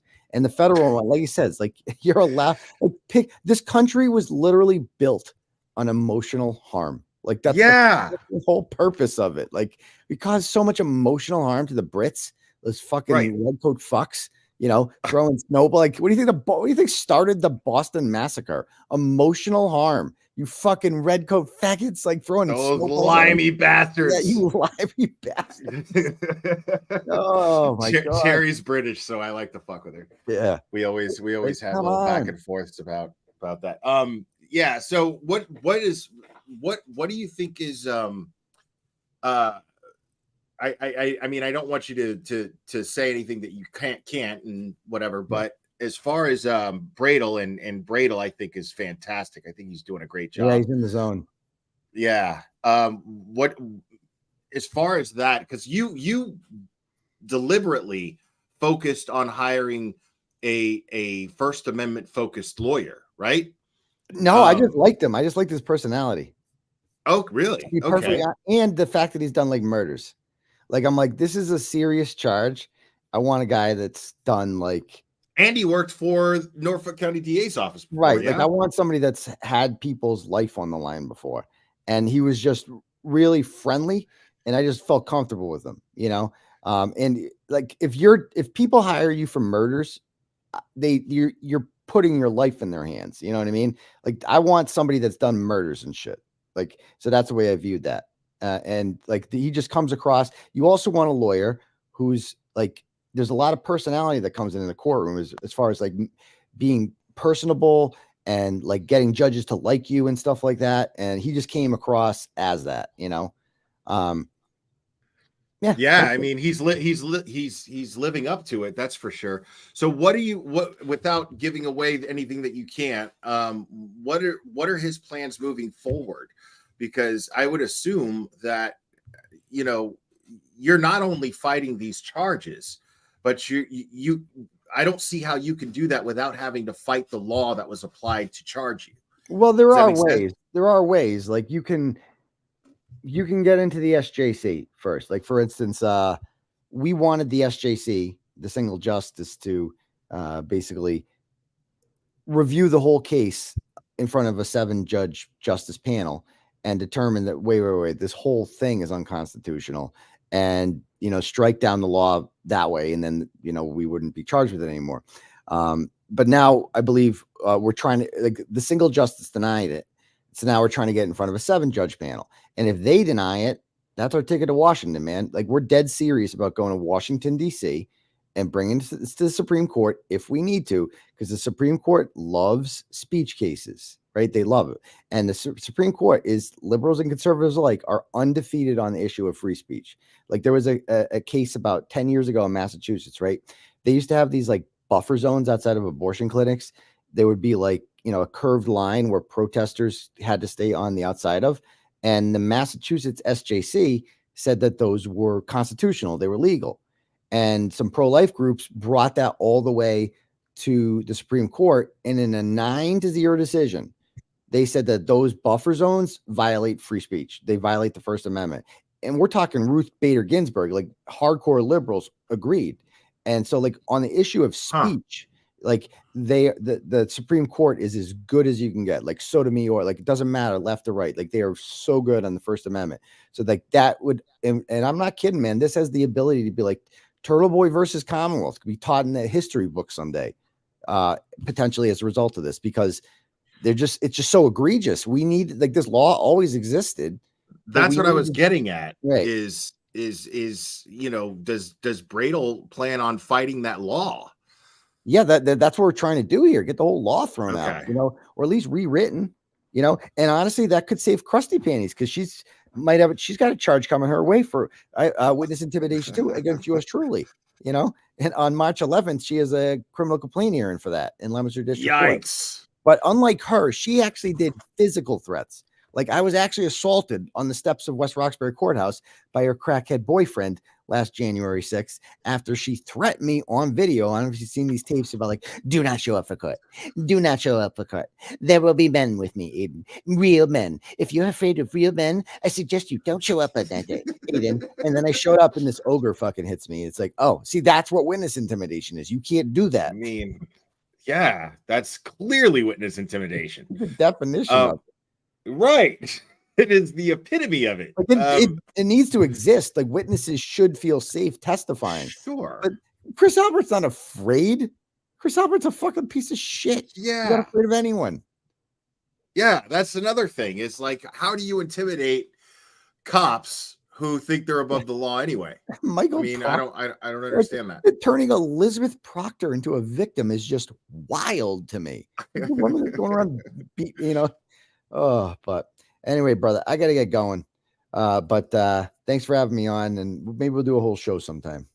Oh, I'd like that. Thank you for taking the time to jump up here. I know you had that interview and it went really well, and I'm really glad that that you did that, and you did a great job, man. So we all appreciate you. We appreciate everything you're doing.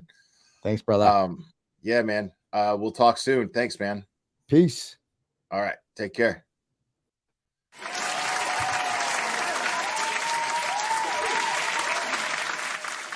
TurtleBoy, everybody. How long we got here? Okay. We got time. I think. Do you guys want to hang out a little bit and watch the Sean McDonough thing?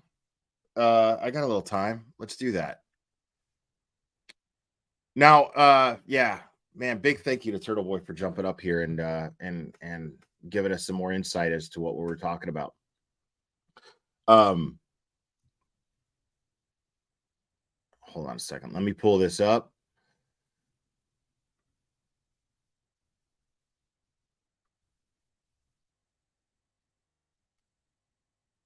Oh man, hold on. Okay, never mind. I was like, this channel doesn't have any content. What? He took it down? No. Okay.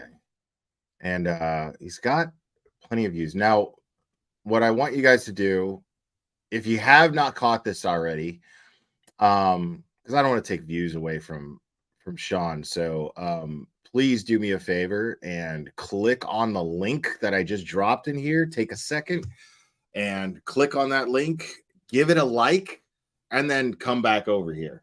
I would really appreciate it if you did that. We all love Sean.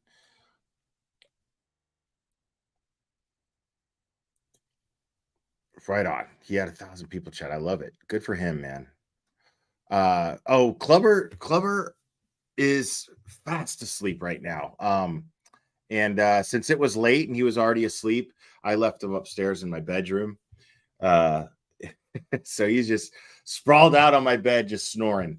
So I didn't have the heart to like wake him up and bring him down here. So no Clubber tonight, but I'm sure he'll be joining me next time. Let's take a look real quick here at yes, and make sure to sub up to Sean because I think this is his first live stream. So yeah, inaugural live stream. I love it. Oh shit, my man's got the Flaw and Order mass corruption unit. I love it.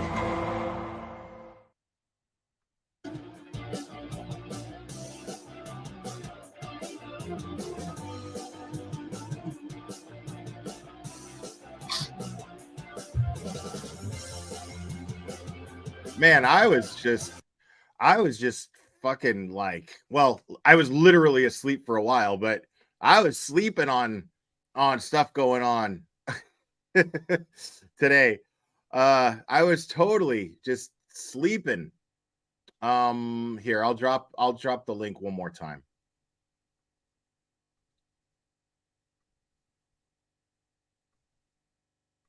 And what I'll do is I'll also pin it.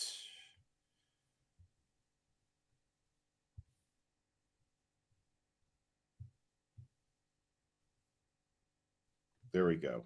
So it's pinned. So the link that I have pinned here, yes, but you're gonna have to live with the fact that Cuck Church is gonna dance. I think we got a super dance. Super dance. I think we got a super dance. Super dance. Super dance. Super dance.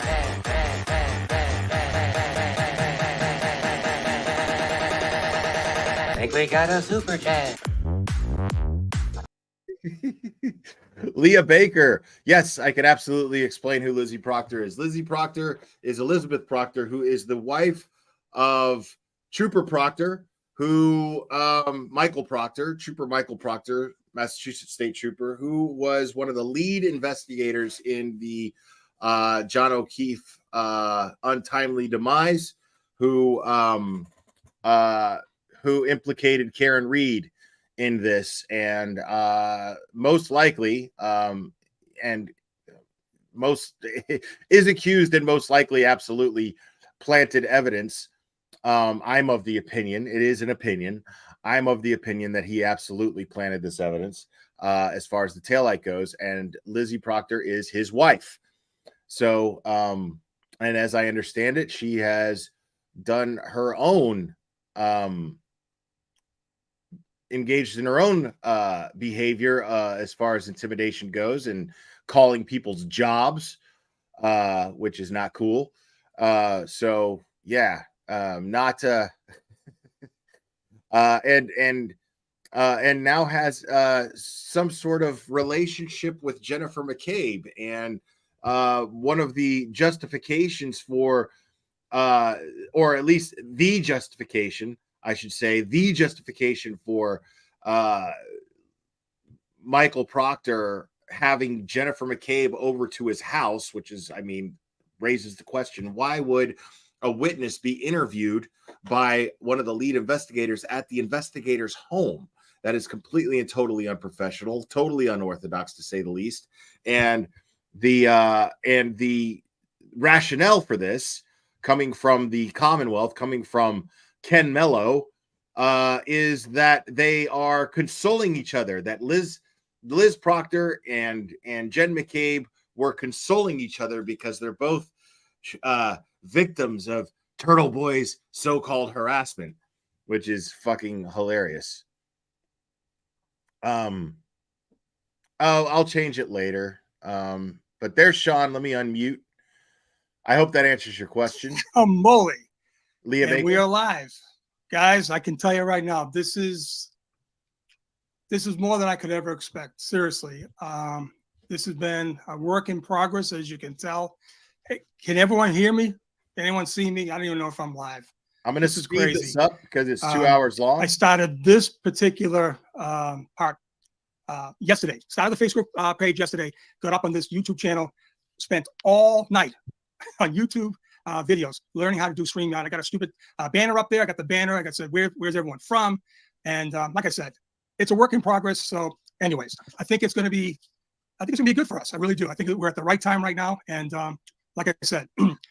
Now I have the link to this video up, so make sure to give this a like. If you didn't catch it earlier, click on the link that's pinned and give it a like and subscribe to his channel if you're not already. This could be a one and done. You never know, but I don't think so. First of all, I really want to thank everyone who's subscribed. I can't believe this. I literally created this YouTube page yesterday. I had 0, maybe 2 subs. Now, also make sure to understand, I should kind of explain who Sean McDonough is to those of you who don't know. Sean McDonough is a retired, as it says there, supervisory special agent for the DEA. And he is absolutely of the opinion that Karen Reed is being framed. Wendy, what's up? Thank you so much for the super chat. You don't have to super chat me. But I don't know when I can do that, Wendy. I honestly don't. But if you're wondering if I'm mad at you, Wendy, I'm not. I promise. We love you. Don't worry, Wendy. Don't worry. And no, that's not Wendy Murphy, people. But no, Wendy, I'm not mad at you. We love you here. Don't worry about that. I don't know. I don't even know where they came from. I think someone said I was over 1,000. Anyways, if someone had told me back in April that I would be sitting in a chair like this, if I was anywhere in this movement, I just would have never have believed it. So anyways, for everyone who is here tonight, I truly, listen, I owe it all to you people because let's face it, it's every one of us that's contributing. Okay. Now listen, this is a corruption unit, flaw and order. But since we are going to be focusing on Karen, I mean, the bottom line is we're going to focus on other things that entail corruption. So basically what I want to do for the people that may not know me and may not know where I came from, I'm a Boston raised boy. All right. I was born in Dorchester, moved to Mattapan. And then I basically went all my grade school up to 8th grade in the Boston schools, Catholic schools, St. Peter's in Dorchester. I did a little stint at the Chittick in Mattapan and finished out at St. Angela's in Mattapan. Then for high school, I was supposed to go to CM. Parents sold the house. It was like, Sean, we got a mortgage, CM, you're going to Canton High. And it was great. So I spent 4 years at Canton High School. And then I went to Westfield State University. And then I went down to Washington, D.C. to start my career. I was a police officer for 7 years. And then I hired on with the DEA in 1986 when I retired in 2011. So I got 35 years of experience. And I retired young because I had the time. And my accountant said, Sean, you're making no more money than you would if you stayed till you're 57. And why would I go back to D.C. when I could pay my way? The government was going to pay my way back to Naples, where I live right now with my wife, Susanna. With that said, the story goes like this. Last day, well, first of all, obviously, like everyone else, I found out about this tragic incident back in February of 2022. My father was living still in Canton. God be good to him. And we talked briefly because basically nobody was talking about it. It was a blip. The news came on and then it was dead silence. Life went on. So a good buddy of mine, Bill Brahaney, number 12 for the Canton High School Bulldogs, quarterback, who eventually went on to Bridgewater State. Basically, we were playing golf down here. We reunited after 40 years. Think about this, 40 years we hadn't been together. And we reunited because of a hurricane that came, I believe it was Irma. and he had a place down here unbeknownst to me. And basically, I basically reunited. And we're playing golf last April, and in my backswing, he's telling me, Sean, you got to listen to this guy, TurtleBoy. And I messed up my whole swing. It got into my head. Make a long story short, he basically got me into this case. I listened to Aiden Carney, and then it took off from there. So with that said, I do have a couple of credits to give. First and foremost, I definitely want to give credit to Aiden Carney. Like most of us here, all right, me especially, if it wasn't for him, I'd have no idea about this case. Zero, nothing at all. And when I did listen to his blogs his lives and read his blogs and got into the case, it was a wealth of information, and he did such a great job, incredible job. And when I did get into this, after that, I was hanging out in these Facebook groups. This is the craziest thing. So I think I'm being slick because I can go anonymous, right? So I'm in in the original Justice group, Justice for John and Karen, and I saw this little thing. You can actually go anonymous. So I'm hanging out and I'm writing all these stupid, crazy scenarios about how do cops end up on the corrupt end of life, the slippery slope of becoming a corrupt police officer, what you have to do to make your bones in the group, and who you have to owe because of whatever favors you get. I did all these stupid things, right? And basically, I thought I was being slick. All of a sudden, I get a message, and this moderator says, "You're a law enforcement guy, aren't you?" And I said, "Whoa, you got to be kidding me!" I thought I was completely anonymous, and then I obviously didn't read the instructions. Only the mods will know who you were. Well, from there, it took off. I started. Oh, take that back.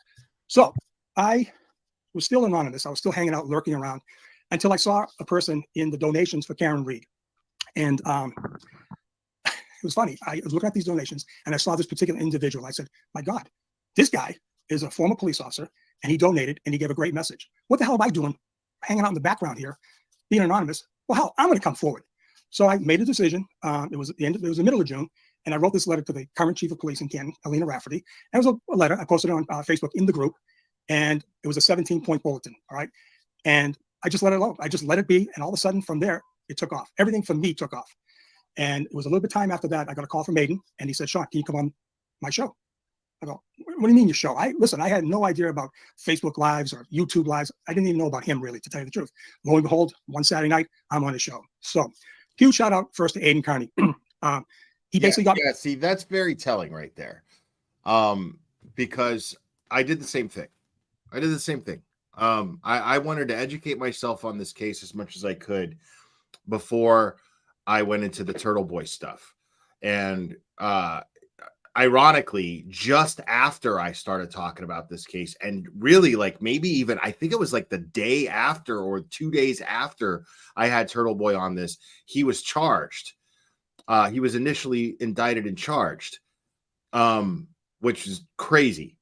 But I didn't bring TurtleBoy up until I was ready to get his insight and his opinion after I made my own opinions. Well, I hadn't even really formed opinions yet. I had questions. At that point, my questions were so overwhelming that I was like, all right, I need to talk to this guy. I need to talk to this guy. So it's really important. Anybody who sits there and is like, oh, well, you're just taking TurtleBoy's word on everything and blah, blah, blah. Well, at this point, yes, his word actually matters a lot to me. But when I first started looking into this case, oh, TurtleBoy, it's because she's a limey. When I first started looking into this case, I did not want. I knew that he was a blogger, and I knew that his blogs were going to have a lot of opinions in them, and I was just trying to filter out anything that contained opinions before I started to form mine. I don't like to form my opinions based on someone else's opinions. So I was very careful about that, and it sounds like Sean did pretty much the same thing. So he got me into this. Into this actually venue. And then from there, believe it or not, I have to, this is going to be crazy, but I have to give a shout out to Kevin Lenahan of Young Cottage Tales. I did a few shows with him, and we had some good times. Because of Kevin, I met Dave McGrath and Aaron Dubs. All right, I don't think I know Aaron's last name, but anyways, I met those two people. Dave has been a great guy. He's been really helpful during this whole process with me. And I went on from there. After that, I went on to Mike Crawford of the Young Jerks. We had a couple of shows with him, and I was really starting to feel pretty good. And certain things happened. My father died, had to take care of, all that, traveled. And then I took a hiatus from the whole thing. Then I come back, I went back on with Mike and Dave. And then I met this guy from Wales, Dylan, from the alternate corner. This was incredible. This guy was amazing. Brought me onto a show in the morning. It was actually great because my wife was out shopping. I could do whatever the hell I wanted to do. And then from Dylan, I meet up with Will from the Galera. I'm on his show. Like I'm saying, what am I doing? And then, of course, I meet with Melanie Little, which to me I thought was incredible. Just so many people involved in this movement because truly we do have, it's all about the people. And that's what I feel. It's all about the people. So I just want to make sure I get everyone in here. And then now we have the other content creators that I haven't yet gone on to their shows, but I really want to. Paul, Dana, and Tracy, I don't remember your Facebook, your YouTube channel, but I definitely would love to come on your show. And of course, Brian, I'm so sorry, Brian, LTL. I've been trying to get back on that, but his schedule, my sickness, the whole 9 yards didn't help. Okay, so that's my story. And like I said, we got the YouTube channel up, which is great. I can come on anytime now. I can bring guests on. I want to bring Dave McGrath on. I see Dave in the chats there.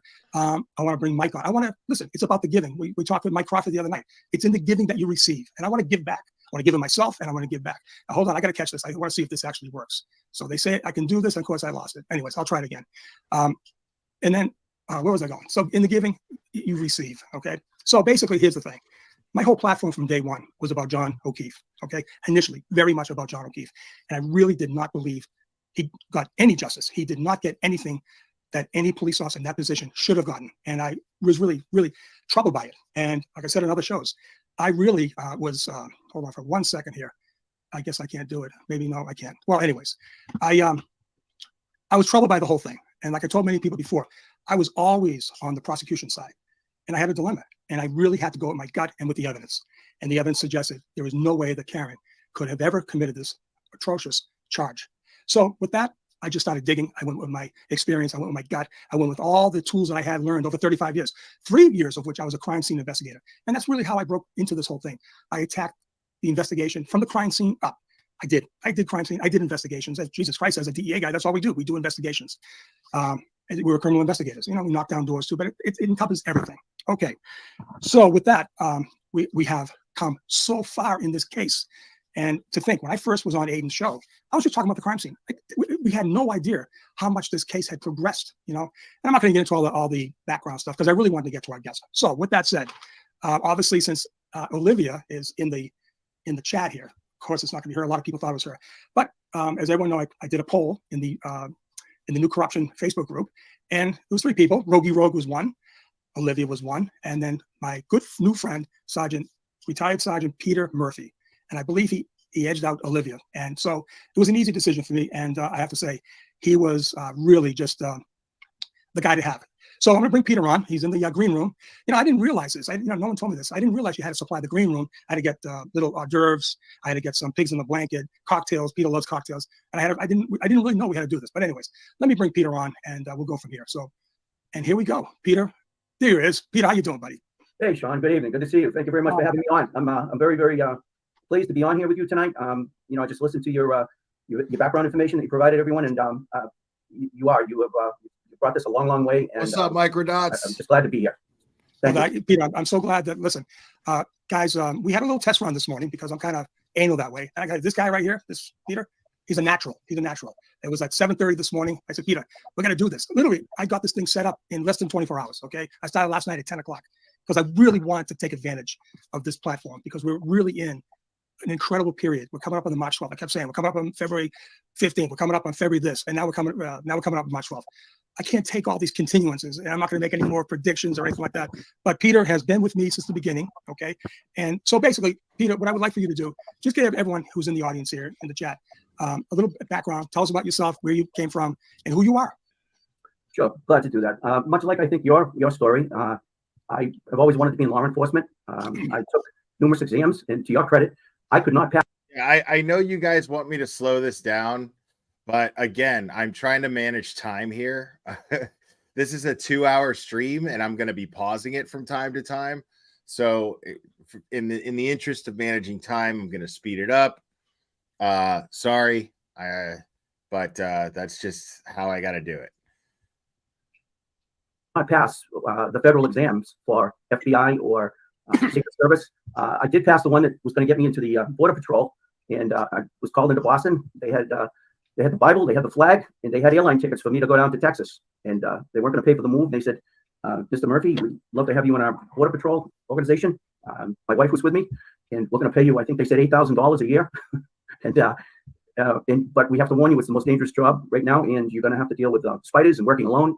And I said, you know what, I think I'm all set. I'm going to stay here and continue. I took the state police exam. I got a 96 on that. And then in the interim, civil service came up with Canton. I got a permanent position on the Canton police. We had to wait. Proposition 2.5 came up. They laid people off. We had to wait again. I noticed another agency in an adjacent town was hiring because they had transfers. Oh, threw my name in. Had no. I love this. This is a Canton police veteran right here. Political juice, and I got hired and went to the academy in October of '82. My son was born in the latter part of '82. I came out of the academy and I've been full time in law enforcement until my retirement. So where did you start off in your law enforcement career? Well, I started in Canton actually in the mid '70s, Sean, as a what they call a special police officer, which means you were appointed by the selectmen, but you had no civil service backing. You were never on a list as far as getting consideration for a job. That went a couple of years, and then civil service took the civil service exam, got a 97 or 8 on that. But then because of Proposition 2.5, we had to sit and wait, and then we were told 3 officers got laid off, and you better find another career or another town, and that's just what I did. Oh, good for you, Peter. So you came up in the ranks. I imagine you're a patrol officer, right? Working the streets, right? How did you transition from patrolman to a supervisor? Well, I had been on in Westwood for 5 years, and I was a community service officer after a year and a half, and also the safety officer. So I was on a motorcycle. I was in the schools. It was a pretty broad scope job, and then I transferred back to Canton, and in '86, and then took the promotional exam for sergeant, and was promoted sergeant in March of '88. Awesome, awesome. So your whole supervision. I was thinking about Will Galera's super chat. That thing is in my head. Super chat. Yeah. Anyways, so your whole time as a supervisor was a sergeant on the road in Canton, where you grew up at. That's correct. Starting in 1988. Yeah, and of course, as you know, in the job, only too well, you come into a department as new boots on the ground. You end up on midnights. Of course. And I was the midnight sergeant, and we were in a transition in Canton of hiring a lot of new personnel, and many of the police officers that are still on the job today came on under my watch as their direct supervisor. And sorry, guys, just a quick interruption and a reminder. Make sure to go to the top of the chat, the comment that's pinned, the link that's pinned. That is the video that we're watching right now. If you haven't, mosey on over there real quick, give it a like, subscribe over to Sean's channel, and then come back over here. And we work midnights together. Okay, so tell me, you basically were, you grew up in Canton. So tell me, what was it like being a police officer in the town you grew up? I mean, clearly you went around with kids you went to high school with. What was that pressure like? Can you give anyone experience what it was like to have that pressure? Well, yeah, it was a lot of pressure. And the added pressure was I had 2 children that were in the adolescent age group. And of course, I can't imagine what it would be like to have your own man that was a cop in town, because I knew everything. I had 40 other parents out there watching for me with uniforms on. So my kids didn't get away with much. They didn't get much slack. But there's good. I had worked in the other town, and I could say that was probably a little less pressure. I just did my job. In Canton, it was a little bit more political. Okay, very good. So how long were you actually a supervisor for? 1988 until I retired in 2010. Wow. 88 to 2010. Yes, sir. Wow, Holy that's a moly. All right, long time. Without saying any of the names, okay? Did you supervise many of the people that are involved in the Karen Reed, John O'Keefe case? Many of them, yes. Wow. Absolutely. What? So let's start right off the bat. Did you ever supervise Ken Berkowitz? I did. You did? Yes, I did. He came on new boots on the street, and I was the midnight sergeant. Okay. How about Helena Rafferty? Same thing. You did? Okay. Yes. Yeah. Both good cops, would you say? Yeah. I mean, there was never any problems as far as discipline. Right. You know, they were conscientious, and it was good to have them on the department. Hard charges? To some degree. Yeah. Okay. To some degree. Right. Yeah. Yeah. Okay. That's fair. Moderate, middle of the road. Okay, that's fair. What about Sergeant or Lieutenant Lank, Mike Lank? Did you ever supervise him or any? Was he I did. Yeah. He was under my watch. Okay. Interesting. For sure. Very Okay, all right. interesting. So when you retired in 2010, okay, what happened to Peter then? What did you endeavor in? That's 2010. We're now in 2024. That's 13 years. What did you end up doing? I went into a line of work that had also been a passion of mine, which was being on the ocean, fishing. I did a charter business, deep sea fishing type of concept. And I also ran other people's boats as their captain. I got a U.S. Coast Guard captain's license, and I was a captain. Did monster shark tournaments. Went to Nantucket. Went to George's Bank a good dozen and a half times, 170 miles east of Boston. Kind of risky, but the job I had before was kind of risky too. So yeah, I guess that's what I was cut out for. So you didn't chase little white balls around like I did for almost 12 years. Well, believe it or not, I tried it. We used to play in hockey tournaments and so forth, for fundraisers. And my shoulders were all banged up. I had surgery, and I just couldn't swing the club. That was really bad for my shoulders. So, no, to answer your question, I chased it maybe once a year, and that was enough. Yeah, well, you were smart because those initiation fees and greens fees and whatever, they're killers on a fixed income. Of course, we never got into law enforcement for the money, obviously. Right. But if you had to sum it up, what was it? What was it about you getting into law enforcement? What was the actual drive for you to get into law enforcement? Knowing that it wasn't the money, what was it for you? I think I've always had an inherent propensity to help people and to protect the weak from the strong. And I took pride in helping people, and I took a lot of pride in chasing bad guys who did bad things and bringing them to justice, and in some cases actually putting them in jail. And that's the way the system was set up, and I bought into it. Right. So this guy is unfucking believable. Like people, like all my friends growing up, and basically in my jobs, we're all cops or agents. That's what we did. Right. We secure. How was it for you when you retired? Did you still keep contact with people, either in your own former department or other cops in the area? Yeah, a combination of both, Sean. I stayed in touch with many of my colleagues that I had worked with in Canton, and I made a lot of friends down here in the town in Marshfield that I live in, and always found myself calling the state police or local department on 911 and saying, "Hey, you guys looking for a couple of gentlemen that are kind of lurking along the side of the road and their pants are wet up to their knees?" And the dispatcher at the state police said, "Yeah, they just stole a car and bailed out by Cork Chevrolet in Hingham." I said, "Well, I'm right behind their car. They got into a car. They must have made a call, and we're going to a gas station over in Hanover, just over the Hanover line." 3 Stadies came swooping in and locked them up, and I still do the job today. I still get involved. Can't help it. Carry your gun all the time? A good percentage of the time, for sure. Not when you're drinking. But no. Pretty good. Good. Yeah. Now, this guy right here is an example of someone who is the job. You know what I mean? You hear about that. You hear you hear about cops who are doing a job, but then you hear about cops who are the job. This guy's been retired for who knows how long at this point. I just don't want to do the math right now, but this guy's been retired and he still gets involved in cases and still helps out, still follows certain things that are happening and keeps himself informed and does what he can, which I think is incredible. That's something that's in your DNA. That's not something that, he's not doing it for a paycheck. Obviously, he's retired. So I think that's incredibly commendable. Good. So, okay, that's great. We have a little background. Let's fast forward to end of January, February 2022. What were you doing? Where were you when you heard the news? And how did it affect you? About John O'Keefe and Karen Reed. I saw it on the news, news caption. I saw it in the newspaper. I think the Herald might have had the story, maybe the Globe. I saw the house that was taken. The picture was taken of the house where it happened. I didn't recognize the house on Fairview Road until I actually took it upon myself to drive up there and match what I'd seen on TV to the house and the house number. And I thought it was a horrible tragedy. At that time, it sounded like it was a motor vehicle homicide, and then it changed and upgraded to a murder 2 charge. And I, probably like yourself, Sean, I believed in the system that I worked under for all those years. And, I bought into it. And as far as I knew, it was the way it was. It was a story told, there were charges brought, and I just assumed there was no reason to question anything until April rolled around. And as you indicated eloquently, Aiden Kearney brought a lot of it to the forefront. And then I started to see some telltale signs of that brought me to question the evidence, physical evidence and circumstantial evidence, and the procedures that were followed or not followed at the crime scene. And I said, wow, there's more to this.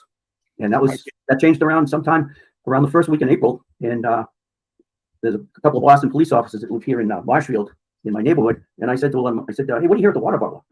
What's going on with the Boston police? What do you hear about this case? And he said, well, it's not talked about. And he also said, if you want more information, Peter, you should follow TurtleBoy. I said, what is TurtleBoy, a cartoon? What are you talking about? What's TurtleBoy? He said, no, it's a journalist, it's a blogger. I said, kind of like Jill Daniels' reaction, right? Turtle, right? I hate to I'm say not it, but, gonna lie. listen. I'm not gonna lie. The first time, everybody like using the word TurtleBoy as to describe somebody who has done the things that he's done, I'm like, TurtleBoy? Really?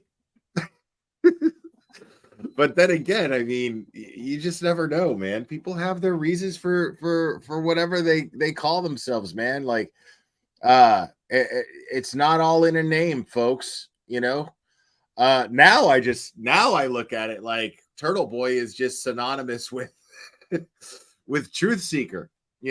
At this point, But when I first heard about it, I was just like, TurtleBoy. I was like, no, not the one dickhead I'm thinking of, and it wasn't. So,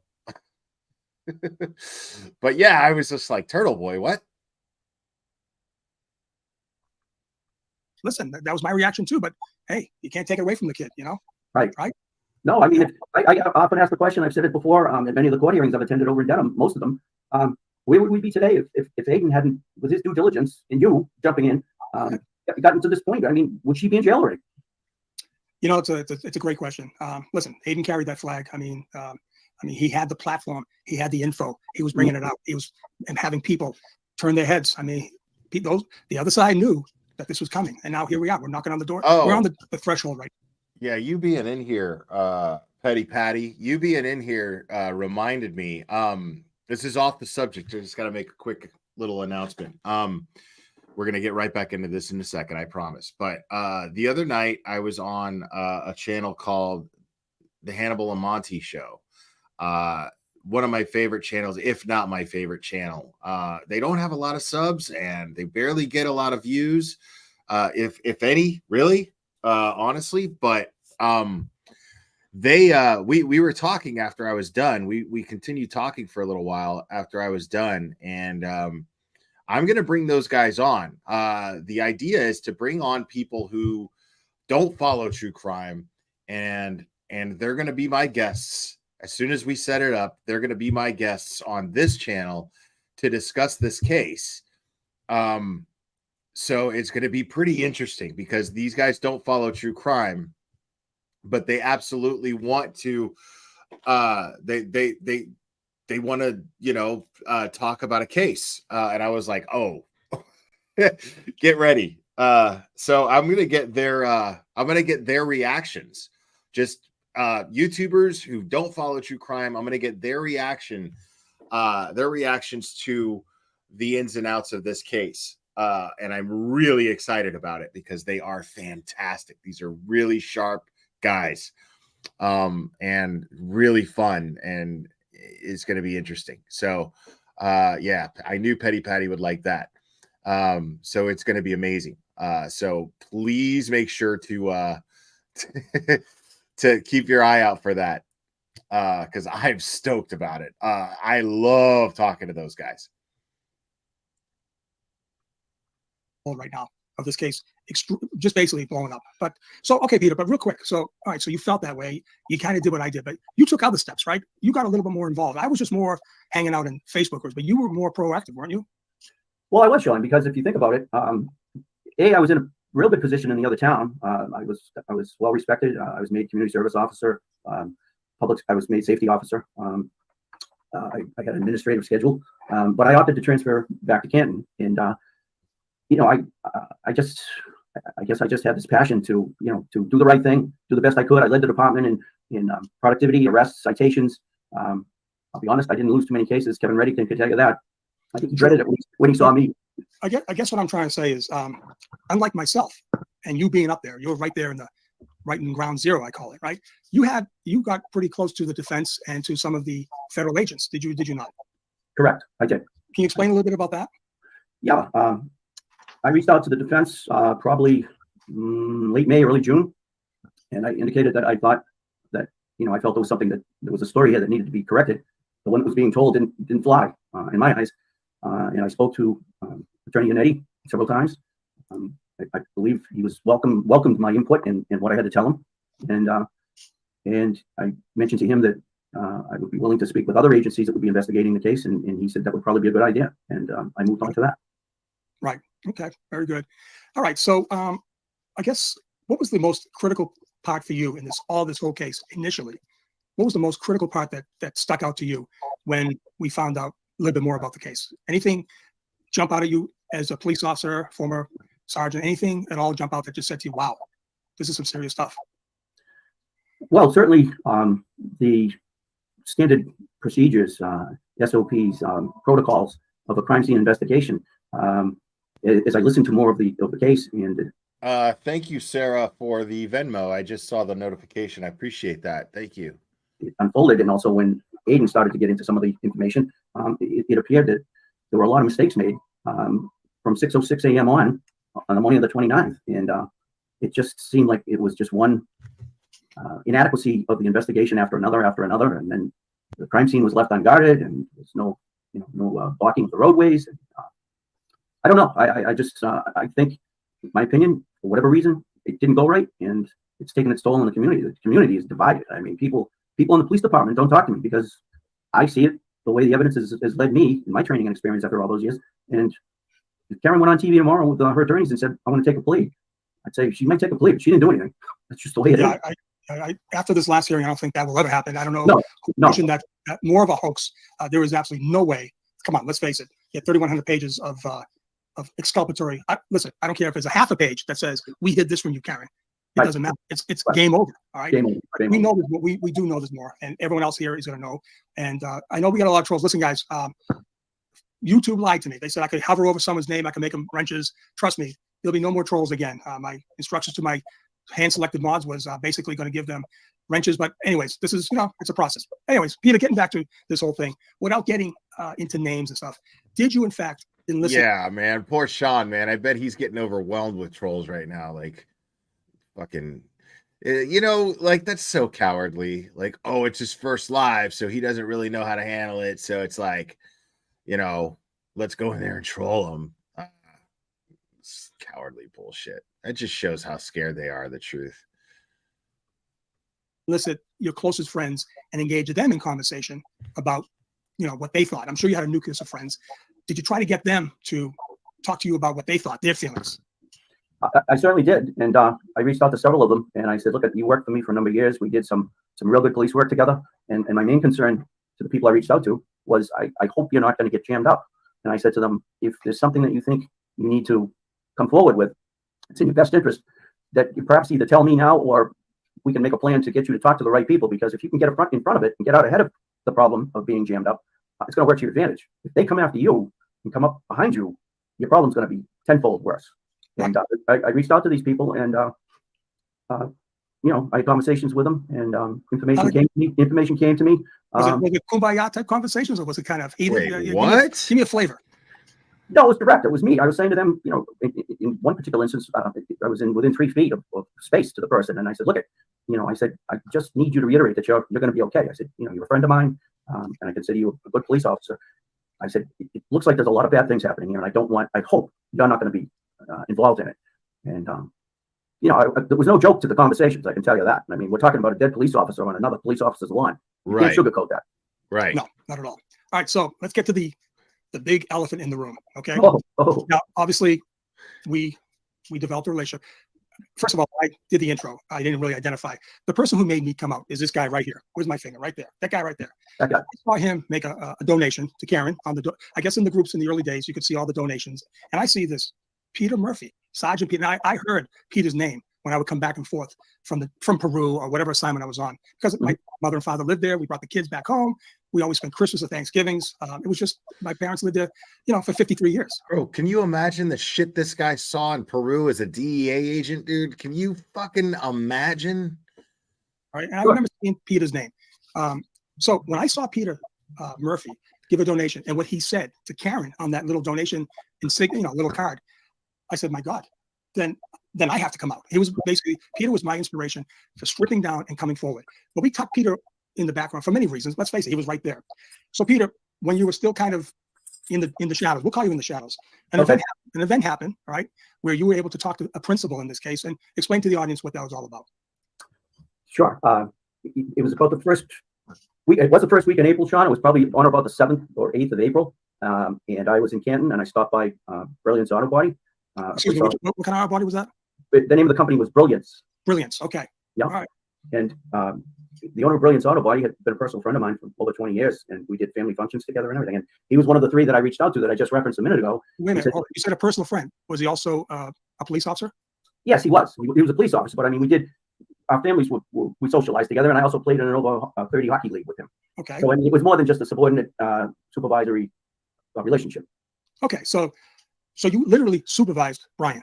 Correct. Okay. But you also were very close to him off the job, right? Yes. And barbecues, throwing back some beers, you know. You guys, let me ask you a question. One of the big things for me as a young cop was choir practices. Did you ever do any choir practices? Explain to me what a choir practice is. Yeah, I think every cop knows what choir practice is. Yeah, for sure. I don't. You know, well, I can say when I worked midnights, I really didn't do choir practice because to start thinking about that at 8 o'clock in the morning just didn't fit my agenda. Yeah. And usually I said yes to a detail and went out to work. What the fuck is choir practice? After being up all night, which probably doesn't good for me. But yeah, the day shift not so much either, but the 4 to 12 shift, we would usually have a debriefing. You know, go over. Petty Murphy, I did. I had Sean up here. I haven't discussed a lot about. Well, we discussed the case. I see what you're saying. You're saying to talk about his work as a DEA agent. Yeah, sure, that would be great. I would love to do that. Yeah, I see what you're saying. Yeah, as far as just his work as his DEA agent, I'm very interested in that. Go over the cases that we covered that night, and Let some steam out. Yeah, but very, very conservative. You know, I mean, nobody. Yeah, we can't get up and go to work the next day or get a detail. Nobody having taken guns out and shooting rats down by the water or anything like that, right? That's what we did that in DC. It was kind of crazy, but listen, I was a young guy. What was I going to say? You know, So Peter. Okay, go off the story. So you had this, I would say, fireside chat with this individual we know now as Brian Wallace. What happened? So I'm standing in his office with other people around, his couple of his employees, and I said to him, "Hey, Brian, I just want to stop in and reiterate what I offered to you before on the phone. I just want you to assure me that you're not going to get jammed up in this case." And I said, "There's more and more coming out since I had the last conversation with you, which leads me to believe there's some problems coming down the road for some Canton police officers and state police officers as well, investigators." And I said, "Just put me at ease, tell me." And he said, his quote was, standing 3 feet away from me, "God, the only thing I did was I took the taillight out because they didn't know how to do it." And I almost dropped. I said, "What?" "Yeah, the only thing I did was I took the taillight out because they didn't know how to do it." "The taillight on the Lexus?" I said, "Brian, that's the murder weapon. That's the smoking gun." Yeah, they didn't know how to do it." And then I said to him, "Well, did you fill out a chain of custody report or a supplemental two-form report?" No, I don't know what they did. Which implied that he didn't fill out anything, that he wasn't requested to fill out anything. There's some problems coming down the road for some Canton police officers and state police officers as well, investigators. And I said, "Just put me at ease, tell me." And he said, his quote was, standing 3 feet away from me, "God, the only thing I did was I took the taillight out because they didn't know how to do it." And I almost dropped. I said, "What?" the fuck? "Yeah, the only thing I did was I took the taillight out because they didn't know how to do it." Holy "The taillight on the Lexus?" shit. I said, "Brian, that's the murder weapon. That's the smoking gun." Yeah, they didn't know how to do it.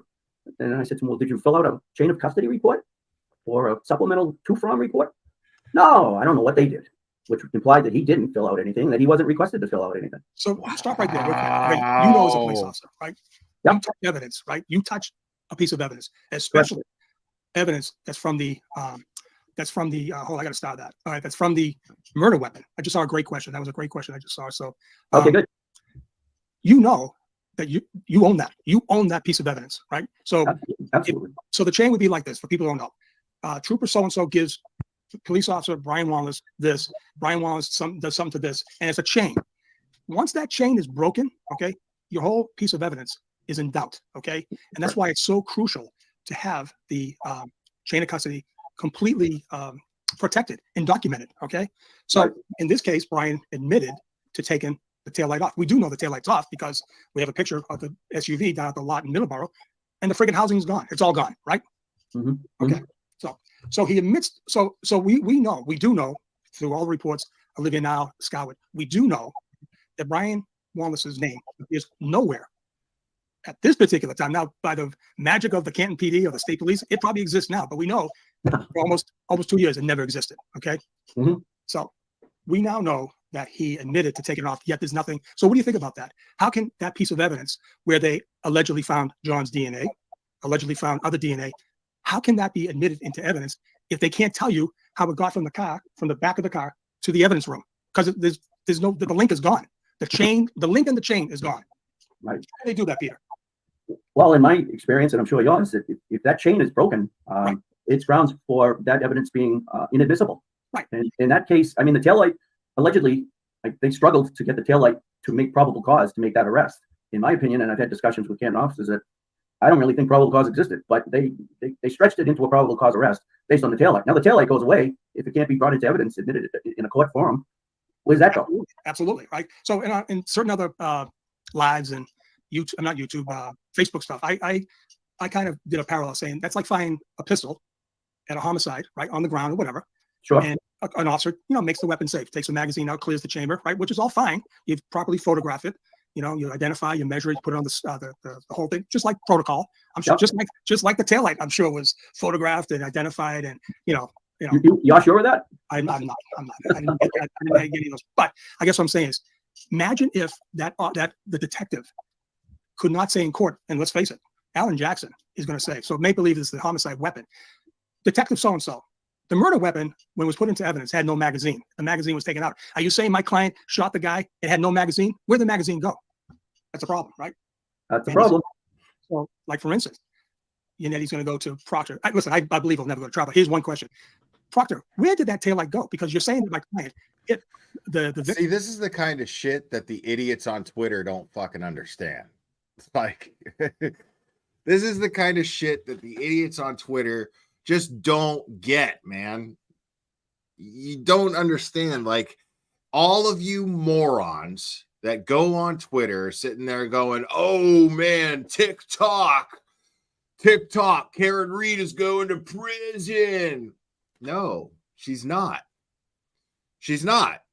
Like, there's no fucking scenario at this point, especially now that there is a federal investigation into this investigation.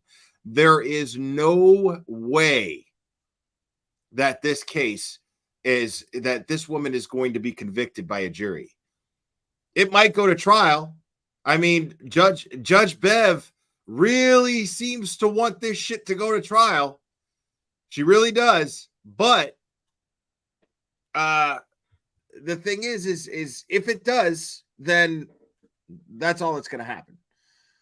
If it does, then it's just going to be a big waste of everybody's time and taxpayer money, which is exactly why so many of these Canton residents are showing up to the select board meetings and exercising their voice. So, yeah, they all just hate TurtleBoy. Right. I mean, yeah, it was just really interesting because here's the thing is I was indulging with some of these idiots today and it was all about me. It's all about me being uneducated and being a loser and blah, blah, blah, blah, blah. And I love it. Let me explain why. I love it because when I turn out to be right, when this uneducated loser and failure at life turns out to actually have predicted exactly the inevitable outcome of what's going to happen with this case. And you people who want to trash me for not having a college education or even a high school one, how are you going to feel when this loser without an education is right? Think about that. Drink it in, my friends. Drink it in. Victim, right, with her car. But where did the taillight go? Where was it all this time? Who took it? Identified the person who took it, right? Just like the report that Brian Tully did of the big chunk of taillight that's on the snowbank. He just says it was recovered, right? Where was it recovered? It wasn't recovered. I don't see any pictures of it with any identifying markers to show the relationship. This is what we do. We're trained this way, right? Even as rookie police officers, you're given a basic, listen, as a rookie, like for instance, when Delaney came up on the scene, he's a rookie. He knew enough not to trample on the scene because he just got out of the academy, right? When you find a piece of evidence, I looked at that 3-line sentence by whoever it was. They don't identify the trooper. They don't identify the time. They don't identify the location. They don't identify shit. Pardon my French. Getting worked up here, right? I know. I feel it. I am too. Yeah. So I guess what I'm saying is, That's a problem. So something else was very unique about your conversation with Brian Wallace, and he has no problem admitting he took the taillight out, right? So that could be tampering with evidence if it's not properly documented. Is that true? He could have tampered with evidence, right? It could swing negatively in that direction for him. Because it's like hiding the salami. Yeah. At some point, that salami is going to smell, right? Yeah. So, I mean, we're almost halfway through this, so we're moving along pretty well, which is great. Now, this is very informative. I find it really interesting because I know someone asked, and I highlighted this.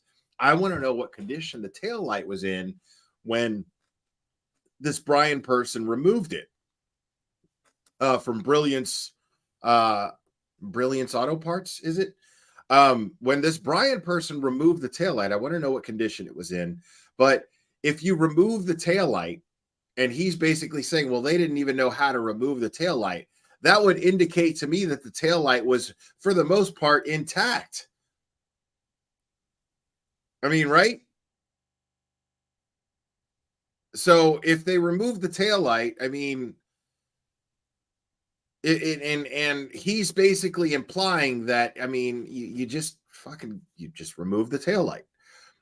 You know, that would imply, I mean, obviously it's going to be difficult to remove if it's shattered into pieces and there's basically no taillight there. So I'm going to assume that this taillight was most likely intact when it was removed.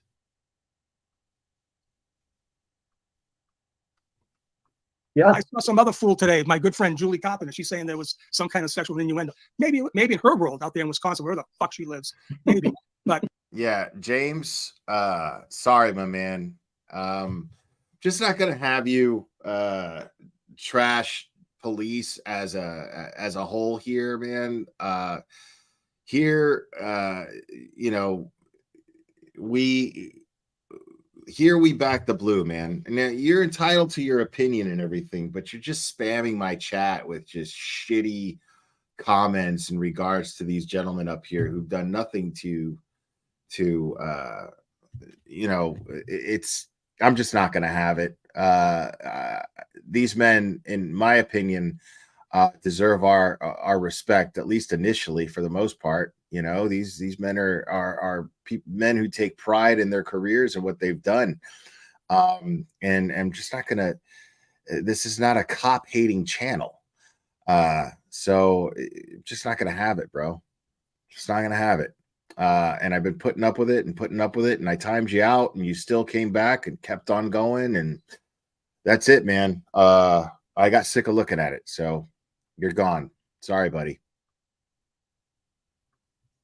But I know for I know for sure, right?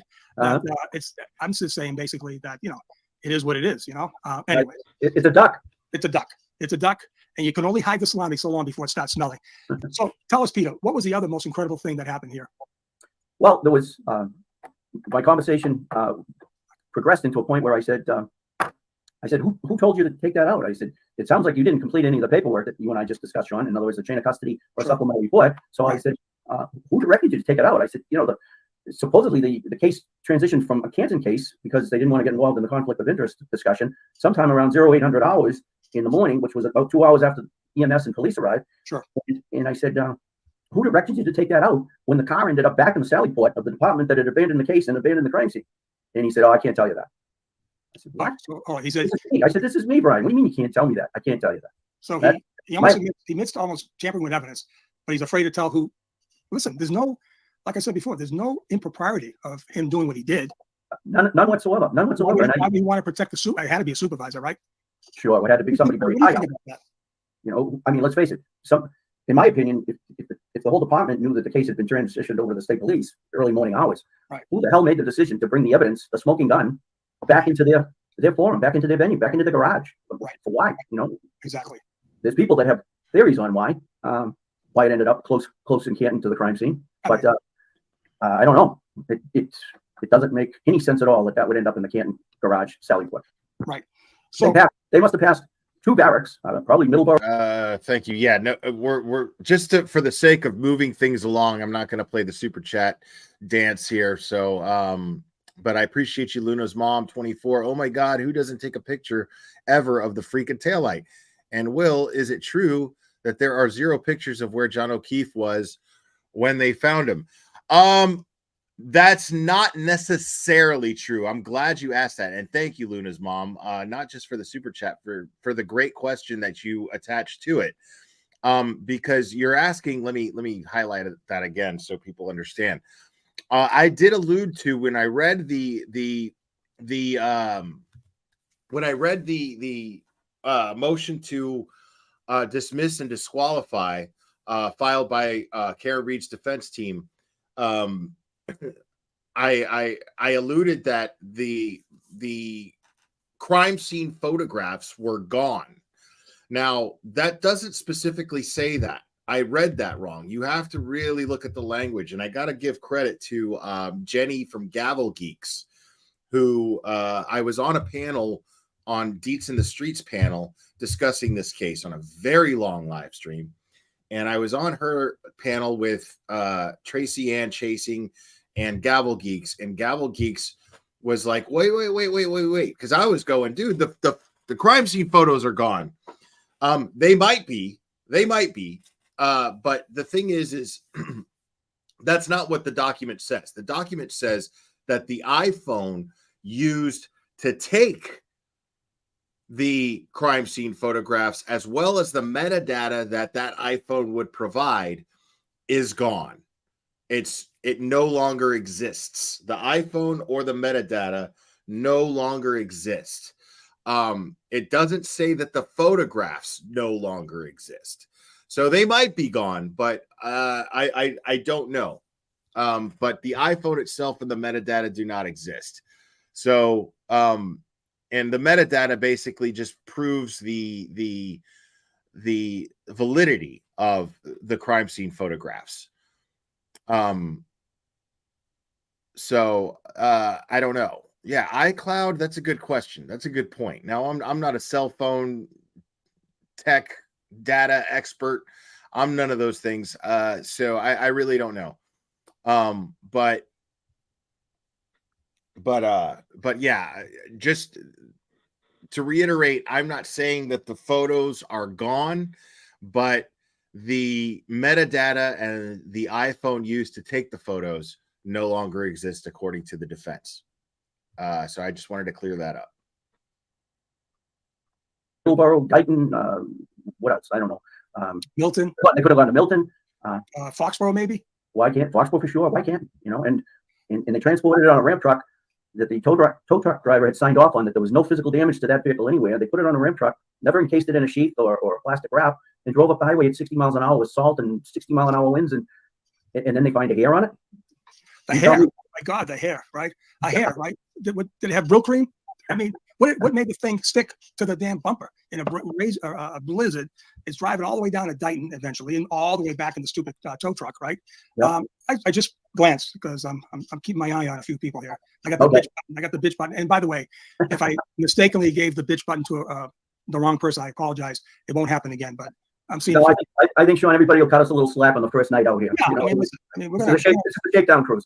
We're going to get, by the time the next guest comes, we'll have this thing worked out. My crew will be all set. You'll be one of my crew members. So listen, Peter, real quick. Where was I going with this question? I mean, the bottom line is, this guy is basically saying to you, I took the taillight out, but I can't tell you who basically told me to do it.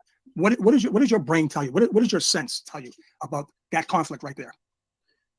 Well, my gut feeling initially was that, as I said, I reached out to him as a friend and a former supervisor, and I was 100% willing to help him in case there was something that was askew. Right. And, him taking out the taillight, that somebody told him a direct order to do it, which, I would add that it had to have come from either Rafferty or Berkowitz. Okay. It certainly didn't come from Proctor or Tully, because he doesn't work for them. So right, exactly. My guess is it came from the hierarchy of the Canton command staff. And my gut feeling was that him taking it out was not in itself nefarious activity, but the fact that he didn't want to tell me or couldn't or was told not to tell me, he was following orders on that. He was under a gag order, which brings you back full circle to why. Okay. All right. So here's my thing. All right. Why would an officer who's following, by all accounts, a lawful request, right, be afraid to admit to a friend, a former supervisor? Why would that officer feel, reluctant to tell you that? You guys are friends, for Christ's sake. Why do you think he was afraid to tell who did it? I don't know. Like I said to you a few minutes ago, I said to him at the time, I was taken back, and I was actually hurt that he wouldn't confide in me. I said, "What do you mean you can't tell me? You won't tell me? This is me, you know." Yeah, I did a lot of police work. Right on. Yeah. I have to, you know, expand on your comment here where it says missing tissue samples. Missing tissue samples. I mean, they're missing only because they were never taken, according to the defense. They never took tissue samples, and not just according to the defense, according to the documents. They never even took tissue samples. How do you not take tissue samples from every single abrasion, much less wound, that was suffered by the victim? Why would you not take tissue samples of that? That makes no sense.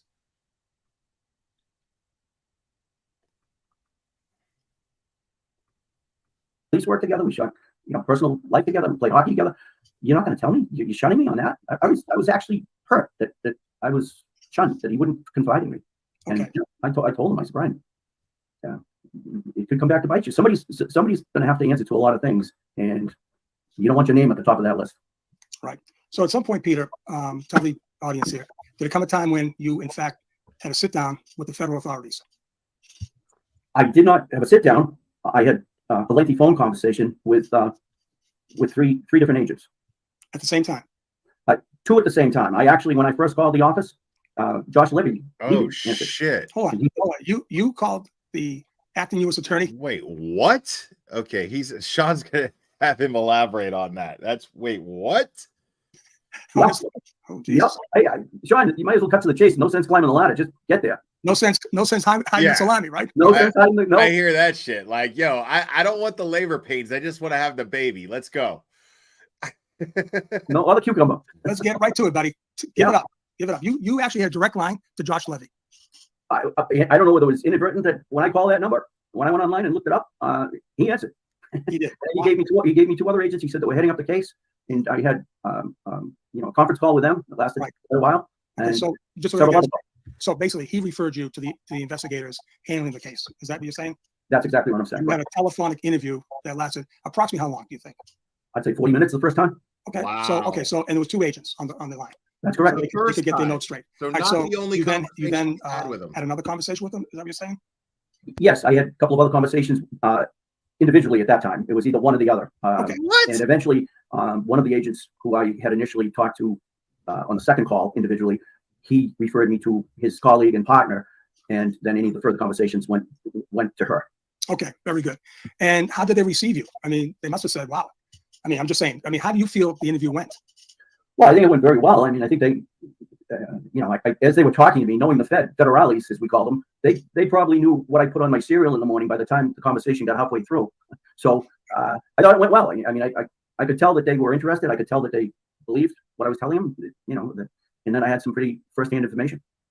And so let me ask you a question. Did they get into other areas or pick your brain on other areas of corruption, or was it just limited to what your conversation was about Brian Wanless? Pretty much to that. They didn't go beyond that. They didn't go east and west and north and south. All right. So we can put this right out here right now that there's absolutely Sean McDonough was not delusional. He was not detached from reality. That when Sean McDonough put out that he knew that Brian Wanless took the taillight off, you were my source, right? 100%. 100%. And I got that information directly from the witness and the mechanic who took the taillight out, who was Brian. This is fucking wild, bro. This is fucking wild. It wasn't secondhand. Right. And then you furthered it up, obviously, with backing it up. And so let me ask you a question. When you had your conversation with Brian, right? Did you redact those to a report or notes? As we all do, we take notes as cops, right? You want to refresh your memory. Did you take notes? I did. I documented everything. I documented everything, date and timed it. Conversation, parentheses, quotes, conversation, Q&As. Yeah, you know what the new kids call it today? They call it receipts, right? You got to come with receipts. Yeah. Exactly what the investigating officers didn't do. At least there are no receipts of it. Because all of the notes, again, according to the defense, all of the notes that were supposedly taken before any interview, any report was written, any of that, they're all supposedly non-existent. Yet this gentleman here, who's retired, has no skin in the game other than his passion for the integrity of the entity that is the police. Which I'm not trying to minimize that. I'm saying this guy is sheerly driven by his passion for maintaining the integrity of a police officer's name. Anybody out there who's a police officer, that's why I hit John. It wasn't easy to do that because he's always been very active in my chat, but I will not have that. I will not have people just generally hating. I mean, you can hate cops all you want, but I don't want to have to look at it, you know, just because you hate cops. Because the way I look at it, these gentlemen, these are domestic veterans. I hold them in the same regard as I would hold anybody who served in the military. These are domestic, in my opinion, domestic military members. These are men who uphold the law here at home. They go out, they get justice, and it's important to them. And it's important that the name of what they do, the name of being a cop, means something valuable. And that is very fragile these days. It's very fragile these days, and it's fragile because of dirty cops. So I'm not going to have good cops lumped up with dirty cops. I don't want to have to look at it, at least not in my chat. I don't want to look at it.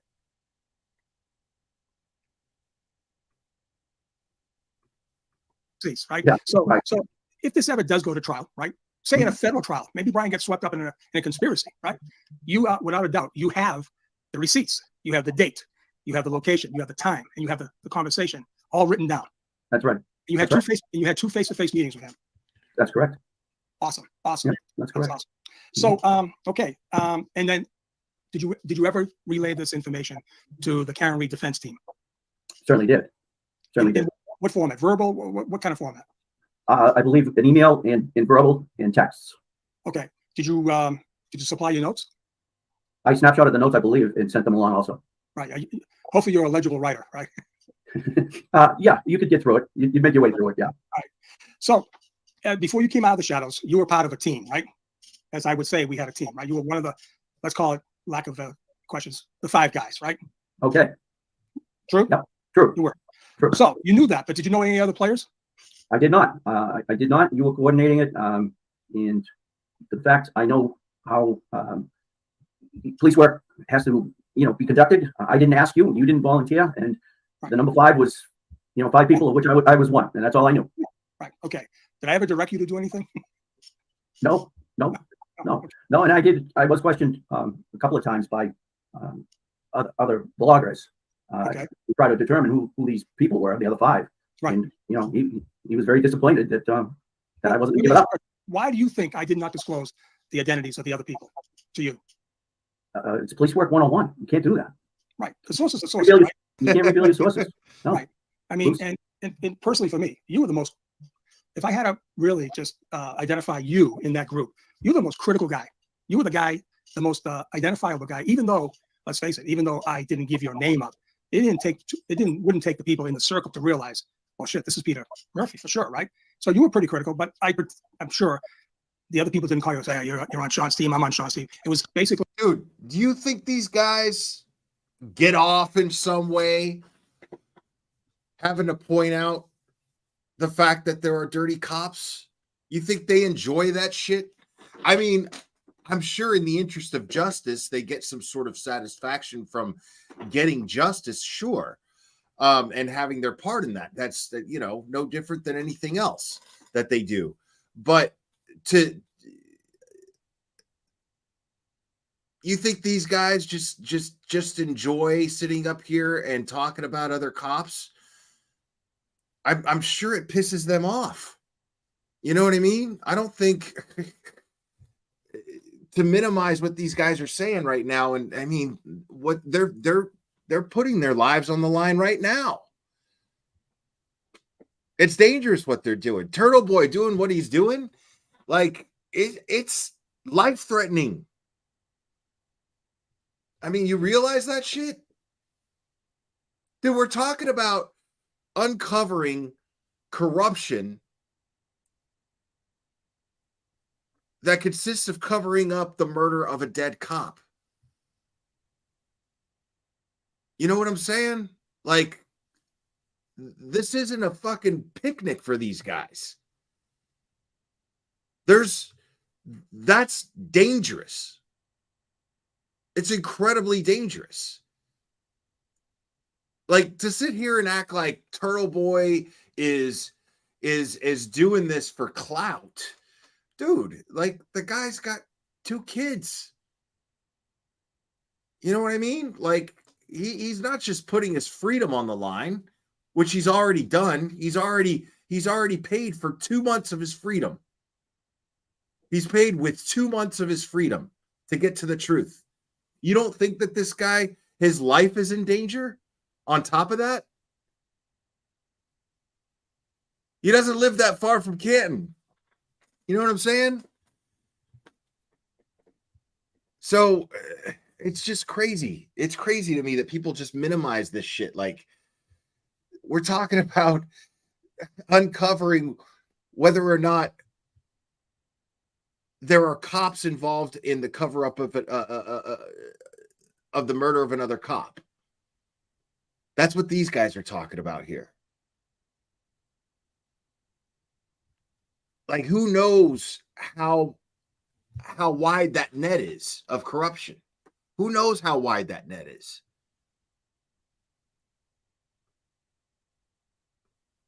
Basically, like a Chinese wall. There was 5 different walls. No one knew anyone else, right? Right. Right. Right. You don't know if they were girls, guys. You don't know anything, right? I know nothing. There was no communication. I didn't know who they were. Still don't know. Right. And there's obvious reasons for that, right? We don't want any collusion. Listen, we were just basically, how do I say it? We were fielding leads, like Mel say, my sauces. Right? It's funny when I type sources, the sauces come up, but it's kind of funny. But yeah. So, anyways, listen, it was a great run. It really was. And like I said, unfortunately, the Facebook groups got crazy. As you know, you guys, I mean, listen, we had, I went to you individually, said, listen, if I leave, you're coming with me. You said no. The other 4 people said no. And I just had to make a decision. But that's it. That's all that is right there. So, Peter, let's get back to one more thing. How would you describe your reputation right now within the Canton Police Department? People that you are still there while you were there, and people who basically you retired with, that you supervised. How would you think your reputation is? For the most part, it's strained. There are a couple of police officers that are in agreement with our concept, Sean, yours and mine, as far as the merits of the case and the investigation.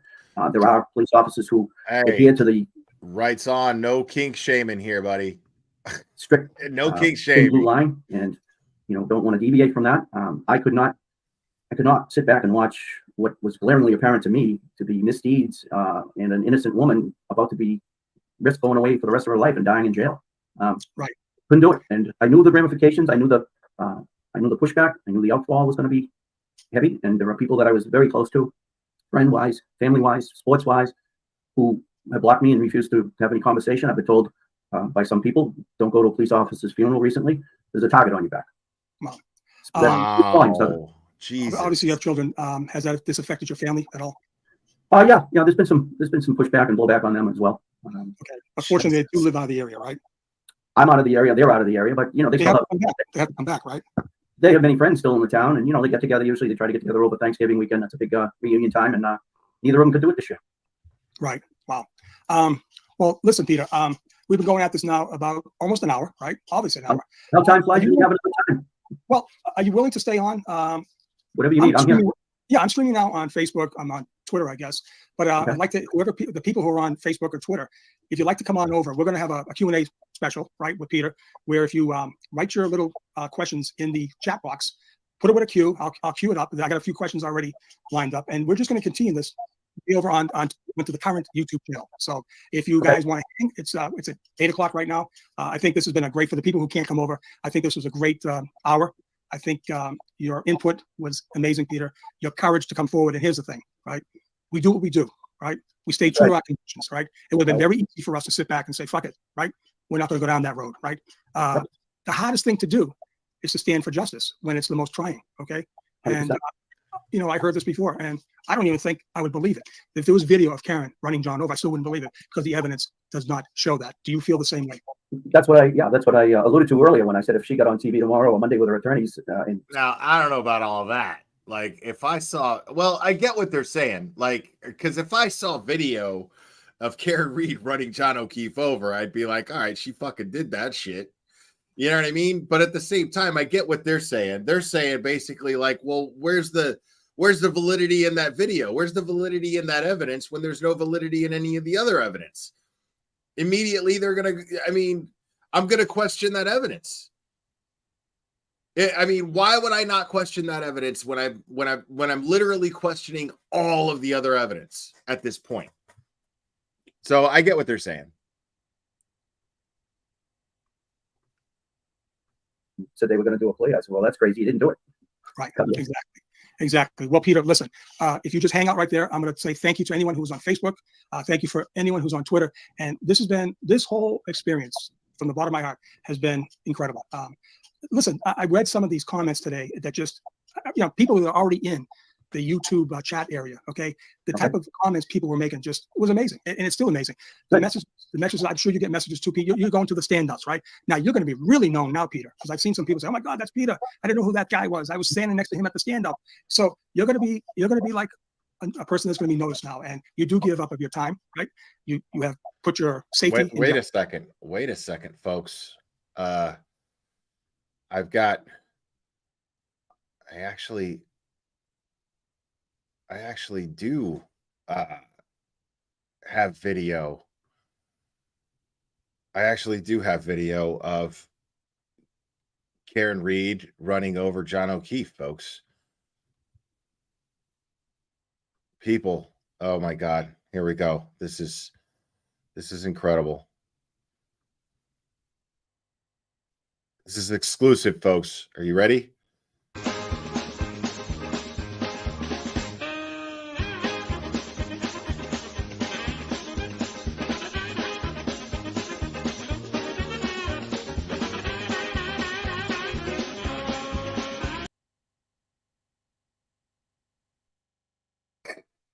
Sorry, I had to do that. That shit makes me laugh every fucking time. Oh, Plevin. Oh, you're too much, my man. You are too much. All right. Back to the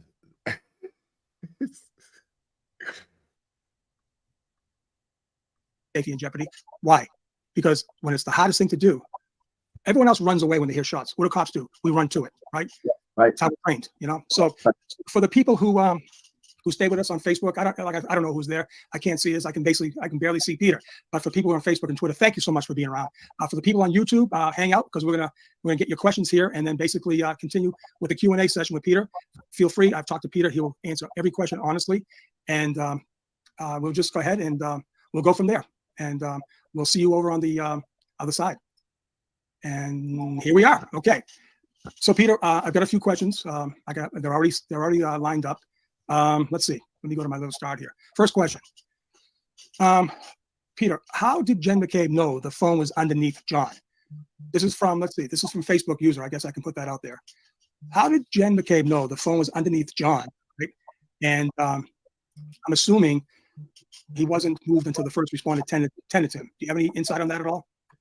I do not. I'm gonna claim I don't know the answer to that. What knowledge she had? You know, I don't know what she knew and how she knew it. So I guess to answer that question, I can only say I don't know how she knew it. I guess I could speculate, but I don't know. Okay, very good. Let's see. I can speculate. There's another one here. I could speculate on that. It was fucking put there. I mean, how did the phone get underneath John O'Keefe when he's laying on his back? It makes no sense. Doesn't add up.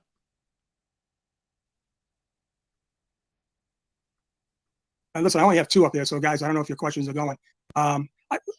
maybe I can jump in on that. Okay, so obviously, if we go by what we were talking about with John, they were giving him CPR, right? And obviously, they had to have tried to roll him over or check him out. I don't know, but clearly the phone was found. Now, who found the phone? Who took possession of it?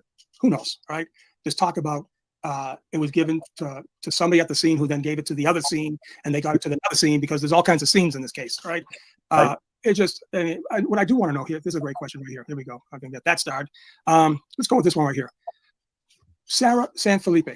Patty Murphy, thanks. I hope he answers. That's not a question. I guess it was that. All right, I have one right here. Let's try this one here. Peter, this is from Don Marie. Peter, who was in charge, in your opinion? I imagine the question is, who was in charge that day? We're talking with the question, person on site, on scene? Who would have been on January 29th, who was really in charge, do you think, in your opinion? Well, there'd be an officer in charge on the scene who would be, in most cases, the senior officer. Regardless of who got there first, usually the higher ranking officer or the officer of the most years in grade becomes the OIC officer in charge.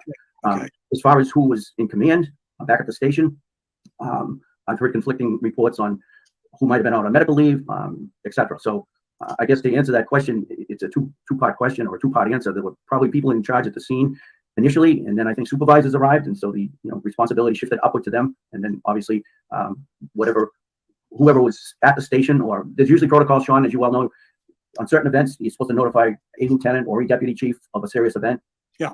And then they usually respond, or at least coordinate it via phone and direct and control their subordinates, whatever level personnel they are, and the case gets going.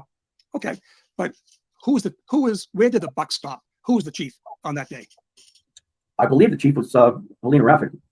Right, because she was what? She was acting for right? That's my understanding. I mean, I haven't seen the schedule, the spreadsheet, the log that would have indicated who was in charge that day or who was in the station or whatever. But my guess is it was Chief Rafferty that was in command of the station for serious events. Do you think she made any command decisions that day? If she was the one that was making the decisions about how the investigation was going to be conducted from shortly after 6 o'clock on, there's some serious flaws. Right. Well, let me ask you a question. If you were the chief of police and you knew that a Boston police officer was found dead in your town, would you show up to the scene? I certainly would have. Yeah. I don't believe there's any reports that any deputy chief, we had a deputy chief across the house, across the street.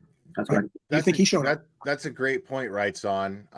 That's great. But the thing is I have to say, you're saying, what if John and Karen had an argument and John threw the glass at Karen's car as she drove away, and that's how the glass got on the bumper?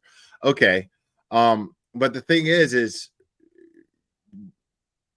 Jen McCabe would have seen this. I have no doubt in my mind that Jen McCabe would have pointed that out. She would have said, oh, well, well, actually, no, because it doesn't line up with her hitting him, with Karen hitting him. So yeah, I guess that's yeah, that would just mean Jen McCabe. Here I am still giving Jen McCabe the benefit of the doubt, which I should not be doing at this point, considering that she is a fucking liar. Yeah, she saw everything, including, she saw everything except Karen hit him with the car. She saw Karen pull up. She saw Karen move the car to the road on the side of the house, or in front of the house, I should say. And she saw Karen Reed drive away from the property, but didn't see the incident in question, which I find interesting.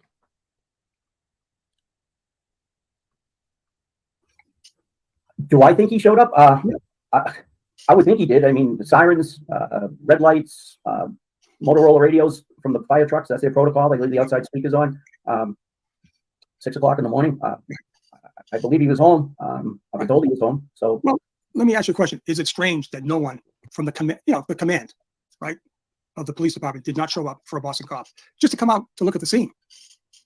I think it's definitely very, very, very odd. The Canton hierarchy administration is, you've got Berkowitz, you've got Rafferty, you've got 2 deputy chiefs, you've got several lieutenants. There's all kinds of command staff. to direct and control. Seems like there's more command than there is road guys. What's up with that, Peter? I don't know. That was it was the opposite when I was there. Yeah. The sergeants pretty much were responsible for overseeing the operations of the department, especially on weekends. There was a lieutenant. There would be a lieutenant on call, and yes, you had a phone number, reach the chief if he needed to call them. But we were pretty much running the department. If we needed mutual aid, we called it. As a sergeant, if you needed a helicopter, look for a lost child, I did that. If you needed to get extra details from 10,000 people that come on July 4th weekend down to the football field, I did that. Yeah. Okay. So we got Olivia now. She said Jen knew John's phone was underneath him because she allegedly ran it out at 12:32 a.m. the moment Karen drove away and placed it right where her car left, where John's phone would be placed atop. Yeah. Right. Probably John. Now, I know, listen, I got to say this. Plevin has been, he just ghosted on Twitter. I don't know what the hell happened. Like somebody, he made some comment, somebody shut his ass down, and then he just disappeared. And him being a cancer patient, I hope he's okay. I don't wish any harm on him. I think he's acting like a cunt, but I hope he's okay. John's body would be placed atop, right? That's pretty interesting. I think, Olivia, as always, you're a combat analyst. That is an incredible comment. I really, really think so. So let me go back to my little star. Oh, geez, we got 19 here. Okay, so it says Jen knew John's phone was underneath him because she allegedly ran it out at 12:32 a.m. the moment Karen drove away and placed it right where her car left, where John's phone would be placed atop.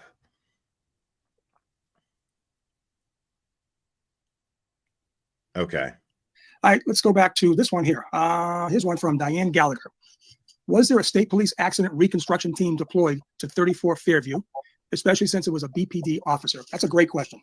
Mm-hmm. What do you think, Peter? I think I can only comment on knowledge that I have, which has been relayed to me. Yeah, exactly. Like, how do you know? I mean, who gives a shit if there's fucking glass on the bumper if you've never tested the glass? You know what I mean? Like, who gives a shit? Glass on the bumper means dick, means nothing. That could be glass from a fucking from the pavement when driving down any street ever anywhere. That glass could have got, that glass could have got on the bumper. It means absolute dick if they never tested the glass. Glass is glass. Glass could come from all kinds of different places, bro. You know what I mean? And that's supposed to be some sort of smoking gun? Oh, there was glass on the bumper. You mean, glass on a car that drives down a road that literally any road is going to have broken glass on somewhere on it? What do you mean? And I think that I heard that the state police, what was it, SRET team or whatever, didn't show up until 5 o'clock at night. I don't know. I have covered motor vehicle fatalities in the past. Call the state police right away. They're usually there within an hour. One of them is on call, and they work the case. They take pictures. They take measurements. Honestly, I have to plead ignorance. I don't know from the vagueness and ambiguity of who handled this case from 6 o'clock on. I can't speak to who showed up and who did what. Well, you just brought up a great question, right? How the hell are you going to take measurements when they don't even have a photograph of the body on the ground? Listen, this is what we're going to talk about, right? I don't believe there's one picture of John where he was found. All right. And that means there's no measurements, right? Like what I used to do. Okay. So you find evidence, right? You take measurements from a fixed point. If you want to go back 5 years and reconstruct that accident, reconstruct the crime scene, right? How are you going to put the glass back to where it was found? I guarantee there is no specific, hold on, let me get this question. I just missed it. Jesus. I guarantee there is no measurements, nothing, where this body was found. I mean, just crazy stuff. I mean, it is. I think what you're trying to say is if you find a piece of evidence, for instance, the red tail light that was on top of the snowbank, right, next to the footprint, right, you would put some sort of an evidence marker there with a ruler, measuring how big that piece of plastic was. Correct. Exactly. With a ruler beside it, and you'd say, oh, okay, that's 3 1/8 inches long fragment of tail light. I don't know. Maybe it exists. I haven't seen one. Yeah, but I would say the likelihood now. Right, like they do on literally any TV show where you see a crime scene being investigated. So, like, I mean, I don't know, a show like maybe Law and Order. We have other content creators talking about accident reconstruction, that they know it was done. I would love to see how they could reconstruct that accident. Where was the body? What were the particular dimensions where that body was found? Was it 12 feet? Was it 8 feet? How are they going to show that car, whether you want to, I mean, whoever listen to now, Kevin now says that the famous black box doesn't exist. They backed off of it a little bit. I mean, I'm just saying, how can you, when we take accident investigations, right? We do a homicide, vehicle homicide, right? You take pictures, you take measurements, you take diagrams, you have notes. Do you think that was done? They don't even have the notes from the cops. No notes from the Canton cops. None. That means nothing. That means that glass that they found. And what else did they find? They found glass, and what else? They found a shard of glass that allegedly was from the cocktail glass that he left the waterfall, I guess. Did they go into Brian's house to say, well, maybe this came from the house, Anyways, I just, I think people are saying they're confusing what the car, I guess it's called cars, right? Right. They did some testing. I call it testing. They did some testing at the station or outside where they're backing up and hitting dummies and all stuff. That's not reconstructing anything, right? To reconstruct is you want to take a snapshot with measurements and diagrams, and you want to show exactly in relationship to the body. All right, we surmise that she was going at a certain time, hit the body. Okay, what part of the car hit what part of the body, right? Usually you get hit, right? The impact is pretty isolated. Poor John had bruises on his hands, right? He had all the injuries from the neck up, right? And then he had the famous scars and scratches and bite marks, lacerations in his right arm. So did this car have multiple things that came out and just hit him in certain parts? It doesn't fit. None of this fits. And I just like to see how the hell they're going to reconstruct that. They can back the car up and hear the little ding, ding, ding when it gets close to something. Fine. Okay, fine. They can say, yeah, well, it was working fine. And they found the blood. That's right. So they found blood and they found the glass. Hold on to that thought. So they can say, okay, when we backed up to the dummy, everything was functioning. I don't care about that. I want you to tell me, where was the body? How far off the street in relationship to what reference point? We always get a reference point. I used to hate this because what do you find? A telephone? You want to find a reference point that's not going to change in 10 years because they may have to go back in 10 years. You find a stake, you find something that's going to be there. Right. As a matter of fact, to add to what you're saying, you actually triangulate. So you pull three different directions, and now you know exactly. You pull it from the corner of the house, you pull it from a telephone pole and a hydrant, and now you know where you are. Right. So the other part, so they found the glass. I didn't see any photographs of the glass. I don't see any reference. I don't see measurements. I never saw the glass. I never saw photos. I saw the solo cups, right? Which is, listen, I don't gig them for that. That's fine. No problem, right? But where were the drops found? Yeah, if there's anybody who's just joining, make sure to click on the link that I've got pinned at the top of the chat and give this video a like, the one that I'm playing right now, and subscribe to Sean. That would be really helpful. Appreciate it. Found. Where were the drops in relationship to John's body? Okay. That's critical. Like I said, but this is all the stuff that we all know that was fishy. I don't want to say fishy, just protocols that were just not adhered to. Not at all. All right, let's get back into some other questions here. I think just let me jump in on that comment. Sure. I mean, I'm sure there's some people out there in question land that are saying, well, it's easy for those two cops to be Monday morning quarterbacks. Well, there's 365 days in a year, and we're 2 years down the road. So, do the math. There's been a lot of Mondays that somebody put a quarterback this and come out with a realistic scenario, and it's changed just like you change your socks. There's been more stories and more speed limits and speed going in reverse and 3-point turns. And I mean, you tell me. Exactly. All right. Let's see. We have one right here. This is from Diane. Oh no, that we already did that one. Let's see right here. Let me get back in. So here we go. Not related, but how do you get into CSI? Very good. Lisa Leventhal. Lisa, that's a great question. In my career, right, as a cop, for me to get to the next level, you went from patrolman, and the next promotion, right, in my part of my path was to be a crime scene investigator or detective, right? At the time that I applied for this job, there were no detective slots.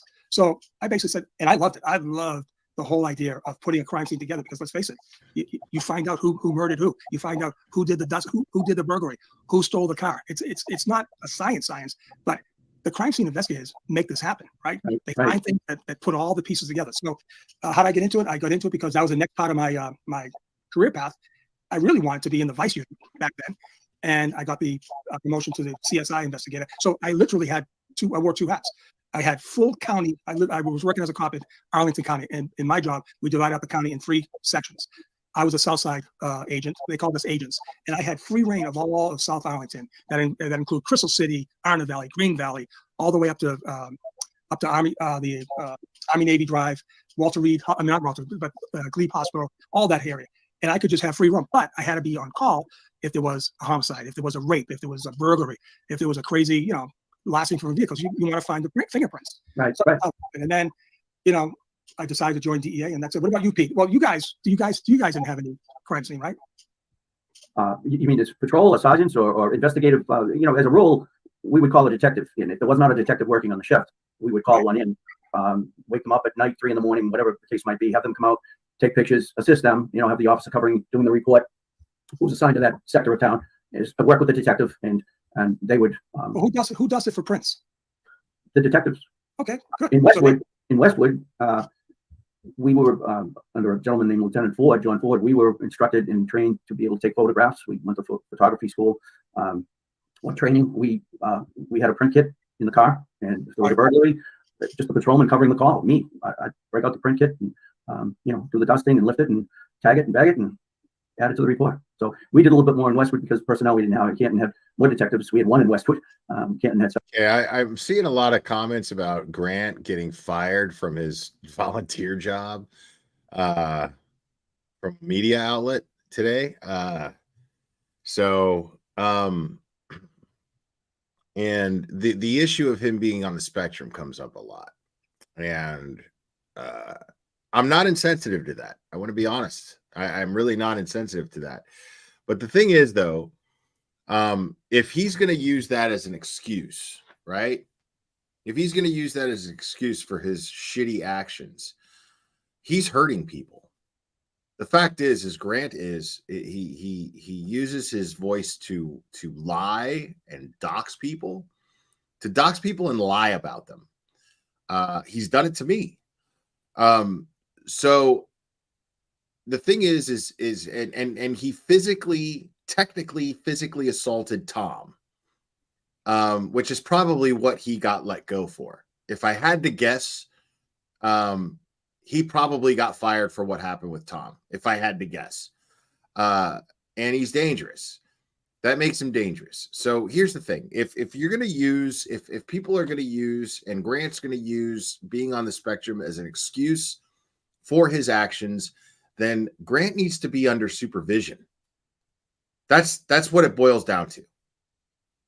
If he's dangerous and his actions are dangerous, which they have proven to be potentially dangerous, absolutely, and they've proven to be, then he needs to be under supervision. Otherwise, if he's not going to be under supervision, that makes him accountable and responsible for his own actions. So if he's going around shoving people and pushing them down, and he's lying about people and he's doxing people, then that just makes him an asshole. Period. He's a grown-up. He's of sound enough mind to make excuses for his actions. He's of sound enough mind to deflect and not take any accountability for his actions, and lie. I mean, that if he's lying, then that means he knows the difference between right and wrong. And if he doesn't know the difference between right and wrong, again, he should be under supervision. So therefore, period, bottom line, he's responsible for his own actions. It just is what it is. So yeah, he needs to be under supervision if he's not, period. If the excuse is that he's on the spectrum, then he needs to be under supervision. He's not capable of taking care of himself.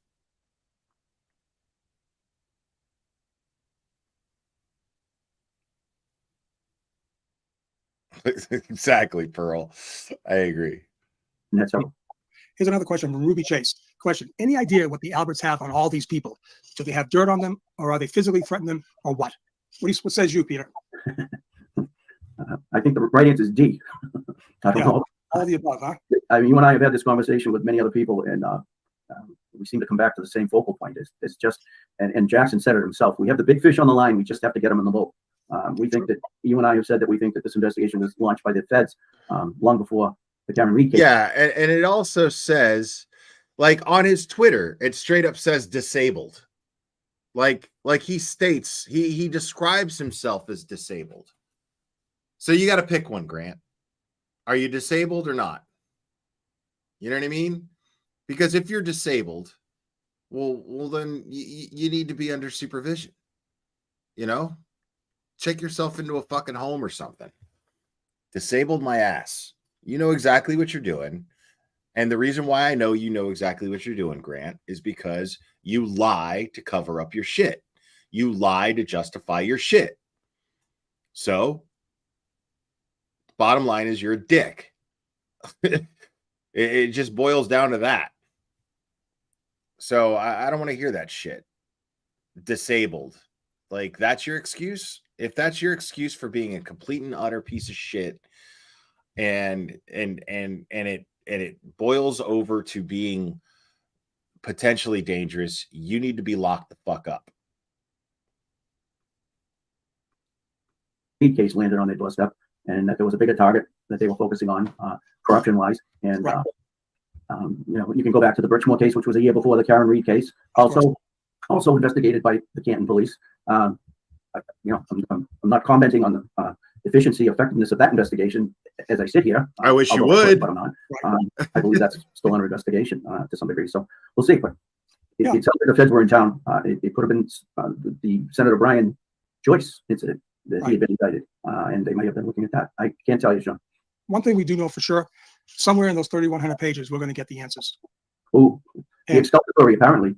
Right, exactly. Now you have a difference of opinion between what the prosecution says versus what Mr. Jackson said. However, I'm going to go with Jackson. I'm going to go with Karen's smile. I'm going to go with their demeanor. I'm not going with Lally, and I'm not going with that woman prosecutor, because I did a lot of surveillances in my life, and you read people, you get to see people, right? And it's very boring. But if you like to observe people like I do, it's beautiful, you know? Right. That day when I was with Dylan, on a show in Wales, right? This is crazy, right?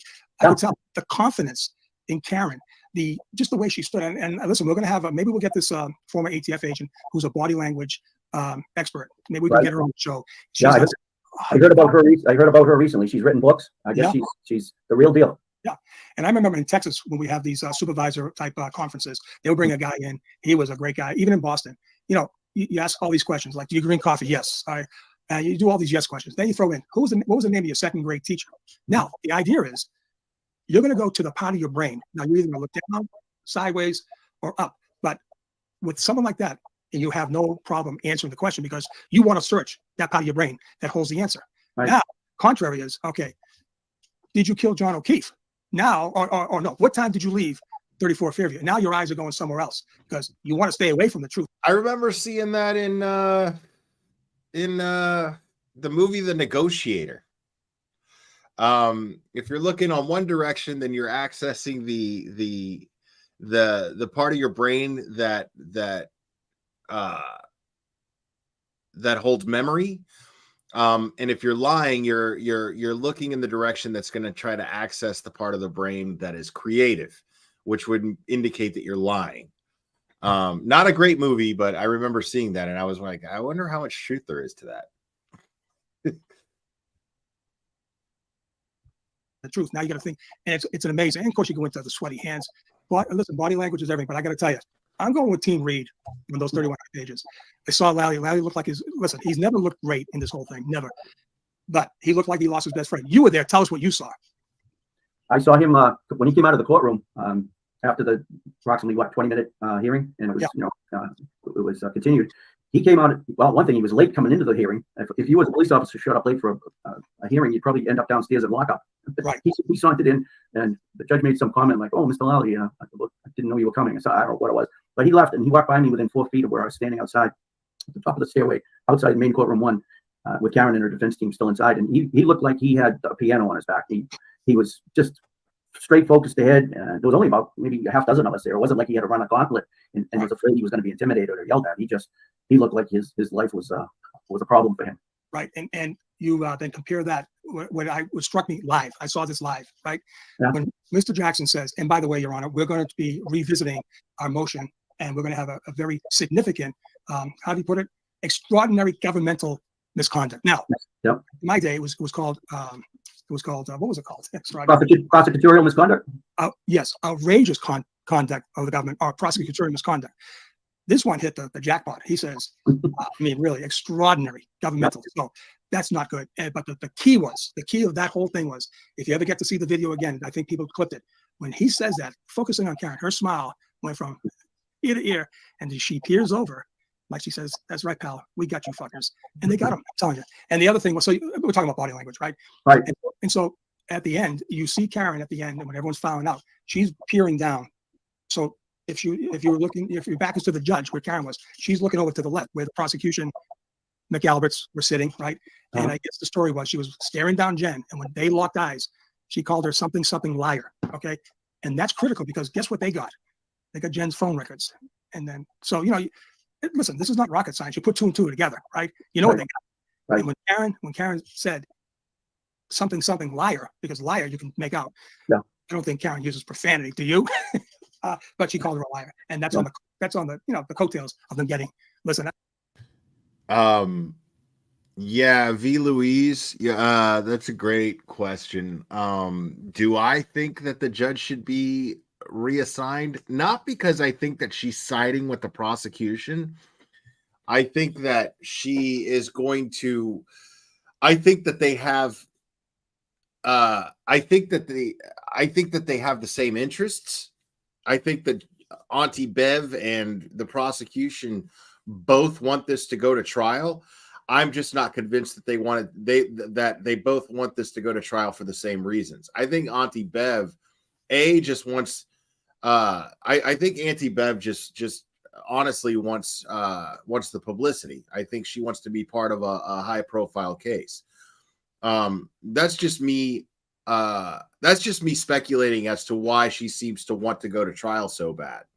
It's really weird to me that she seems to have the agenda of wanting this to go to trial, which bothers me. So I think that she's just, she wants that. She probably has political aspirations beyond being a judge.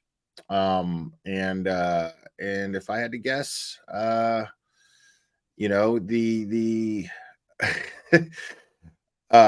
being a judge in such a high profile case is a good look for something like that. But the way she's handling this case so far, not a good look. Not a good look at all. That's my opinion.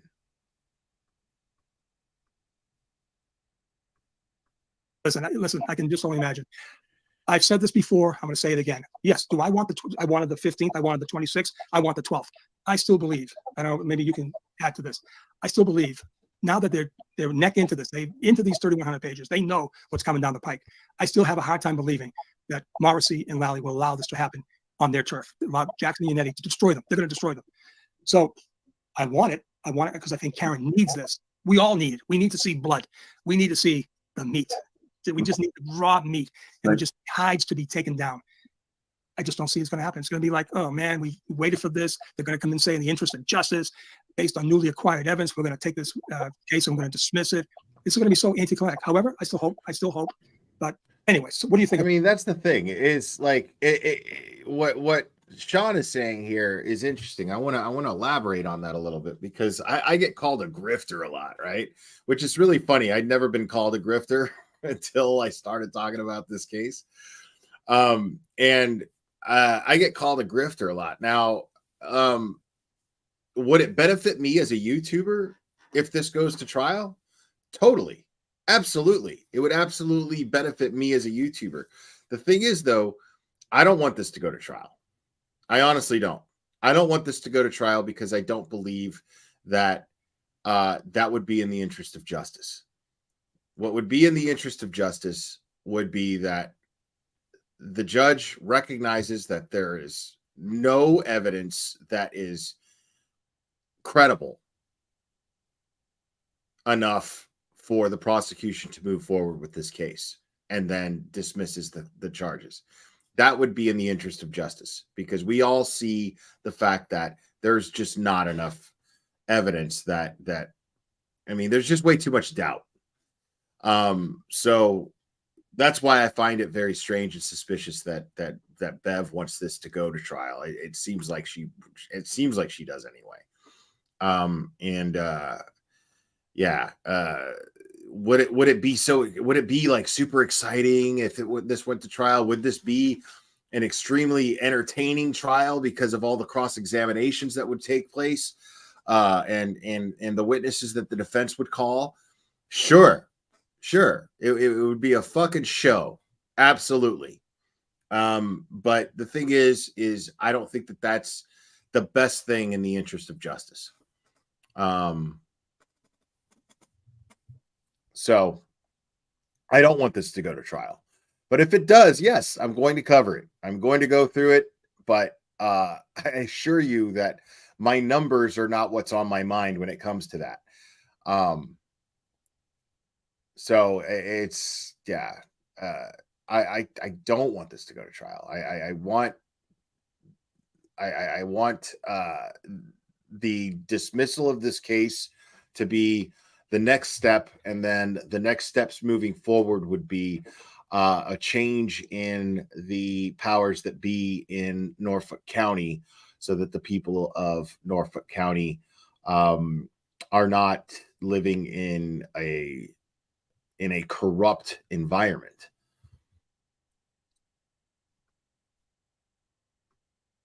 What do you think about that, Peter? What do you think about that? Do you think it's going to happen?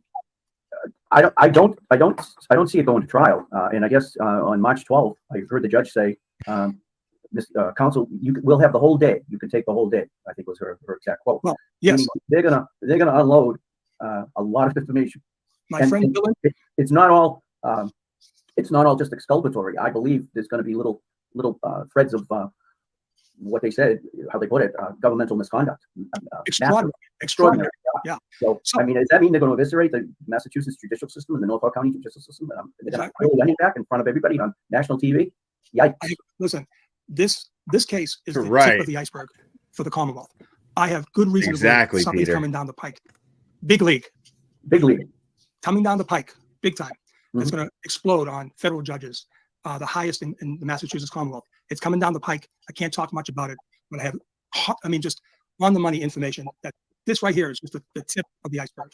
And let's get back to this one. Lisa Grant, great question. Chris Albert killed a man. Peter, why is he getting favors? Why is he getting all these favors? Did you pay your taxes?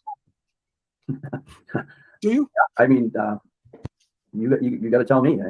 There's obviously there's a dual system in place here. I don't think you or I would be sitting on the select board if we had the history, perhaps, that Chris Albert has. Just saying. So, do you think he's getting preferential treatment? Certainly appears that way to me. I mean, there was questions. I was at the select board meeting when I'm trying to think who it was that asked the question. It was probably either Reader or Jen O'Donnell, who was saying, "So, were the taxes paid today?" And select board danced all around whether or not he had paid those taxes, and it says, I guess, clearly that those taxes were supposed to have been paid. And had they been, nobody really came up with an answer. And then they did come up. It was the honor system. Yeah, he said that. He said, "Yeah, Mr. Doody, that's okay. Yeah, we had an agreement." Right. In other words, he told me he paid it, and we take his word. And then we found out he didn't pay it. But I guess he's even now, which is fine. After how many years? All right. Whatever. So I want to get to this. Another one from Olivia now. Peter, is it normal for the lead investigator on a homicide of a fellow police officer to not go look at the scene once they are investigating before they begin investigating? What's your comment on that, Pete? It's extremely, it's unusual. Is a poor descriptive word on how unusual it is that the lead investigator. I worked with the DA's office many times on crime scenes, and a couple of names in Canton that have since retired. And you call their office, and the lead investigator would be at that address in Canton, coming from Dedham at the time, where the DA's office. They'd be there in 20 minutes, and they'd take control, and they'd assign an officer to sit right in the ambulance all the way into Boston in case the person that was mortally, injured had a dying declaration. So the police officer could be the witness and rode in the ambulance. You tell me, did somebody ride in the ambulance to Goddard or Stoughton with John O'Keefe in case the heat brought him back and he made a statement like, who did this? I don't know. I don't know if a police officer rode in the ambulance.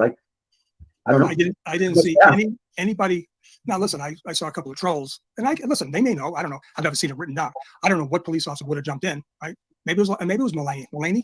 Maybe he was the rookie at a job. I don't know. But here's the problem with all this: the reporting system is crazy. All right, this is user 617. Okay, this is odd. This I got to tell you. This one's now it's funny, this person, because I had a little talk with someone not too long ago. This is a great question. Do either of you know anything about the feds searching the house over the summer? Did they find blood evidence? So I imagine it's the house 34 Fairview, right? I presume that's the question that they're directing that address to. Yeah, I'd love to know the answer to that, because I'm gonna guess that the answer is no. I'm gonna guess that the answer is no. I feel like that would have made news. First of all, I honestly believe that if the feds actually searched the house, now that it has new owners, it's been cleaned and everything. But I'm gonna guess that they have not searched the house, because, like I said, I think we would have seen some news about that. I mean, I just don't see how they could have pulled that off on the down low to actually go and search this house for blood evidence. I mean, imagine what that would entail. You know what I mean?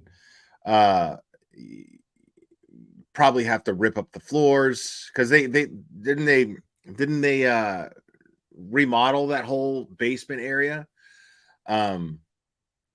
So I mean, who knows? But I'm gonna, like I said, it's a guess. So, but I'm gonna guess no. So we don't know. We don't know, and that's fine. We do know. Go ahead. I was just going to add, myself personally, I can say that I have heard that the feds did, do a crime scene search in that basement since the new owners took over. Okay. That I've heard. I okay. Can't even tell you who would have verbalized that. All I heard is, well, I heard the feds were in the basement with the new owner. Okay. So I have a request, because I was actually thinking this was something else. So the information I got, and I'd like for people up in, what do they call it, Copland? I agree, there in Fairview Caroline. and Cedar Crest. Right. So my information is, and this is verified. It's verified by 4 different people, because they're all, how people are. It was a nice day. It was before Aiden started his information on this case. All the neighbors knew about what happened down the street. So this particular incident happened up on Cedar Crest, right? Right. And then you have Fairview coming down. Okay, whatever. I don't know exactly where it was at. Okay. I'm not going to say the names of the people, but picture this. You got people walking and they meet other people from a house, right? And I want people, if you're in Canton, to think about this. There's a group of people that just met each other, 2 from the neighborhood down the street, 2 from a husband and wife coming out of a house, all right, on Cedar Crest. Okay. As they're discussing, and guess what they're talking about? Shocker. They're talking about what happened down at 34 Fairview. Yeah. Lo and behold, 3 to 4 cruisers, not cruisers, the way it was described, blacked out windows, Fed cars, whatever, official looking cars, converge on a house across the street. Okay. Now 4 different people are talking about this. Okay. And basically they went into this house. They brought the husband and wife out, I believe, husband, wife, girlfriend, boyfriend, I don't know. And they sat him out. And this particular person has a relationship with Michael Proctor. Okay. Mm-hmm. And evidently they're going back and forth. Now, listen, would it be DEA? I don't know, but it doesn't appear that way. They said they were very business-like, professional DEA guys. But here's the thing. This is why I thought DEA. The occupant of the house is led back to the back of this house. I don't know if there's a garage back there or whatever. But according to the 2 sources, they said the guy comes out with a duffel bag. They don't know if it was one of those big hockey bags or whatever. And he gives it to their quote, the federal agents. Okay. The federal agents took off. Now, if it's DEA, maybe it was drugs. I don't know. Who knows? But it's something that 4 people witnessed. All right. I would love to talk to them. I would love to say, if other people up in Fairview, Cedar Crest Road area know anything about that incident that happened, probably was February, March, April. Last year, before TurtleBoy came out, right? Okay. Yeah. So I mean, like I said, I mean, this thing, I still keep getting information, but that's something we can think about, right? Here's another question. Peter, have you been warned? This is from EB. Have you been warned to stand down, or else your safety is in jeopardy? If so, where are those threats coming from? Great question.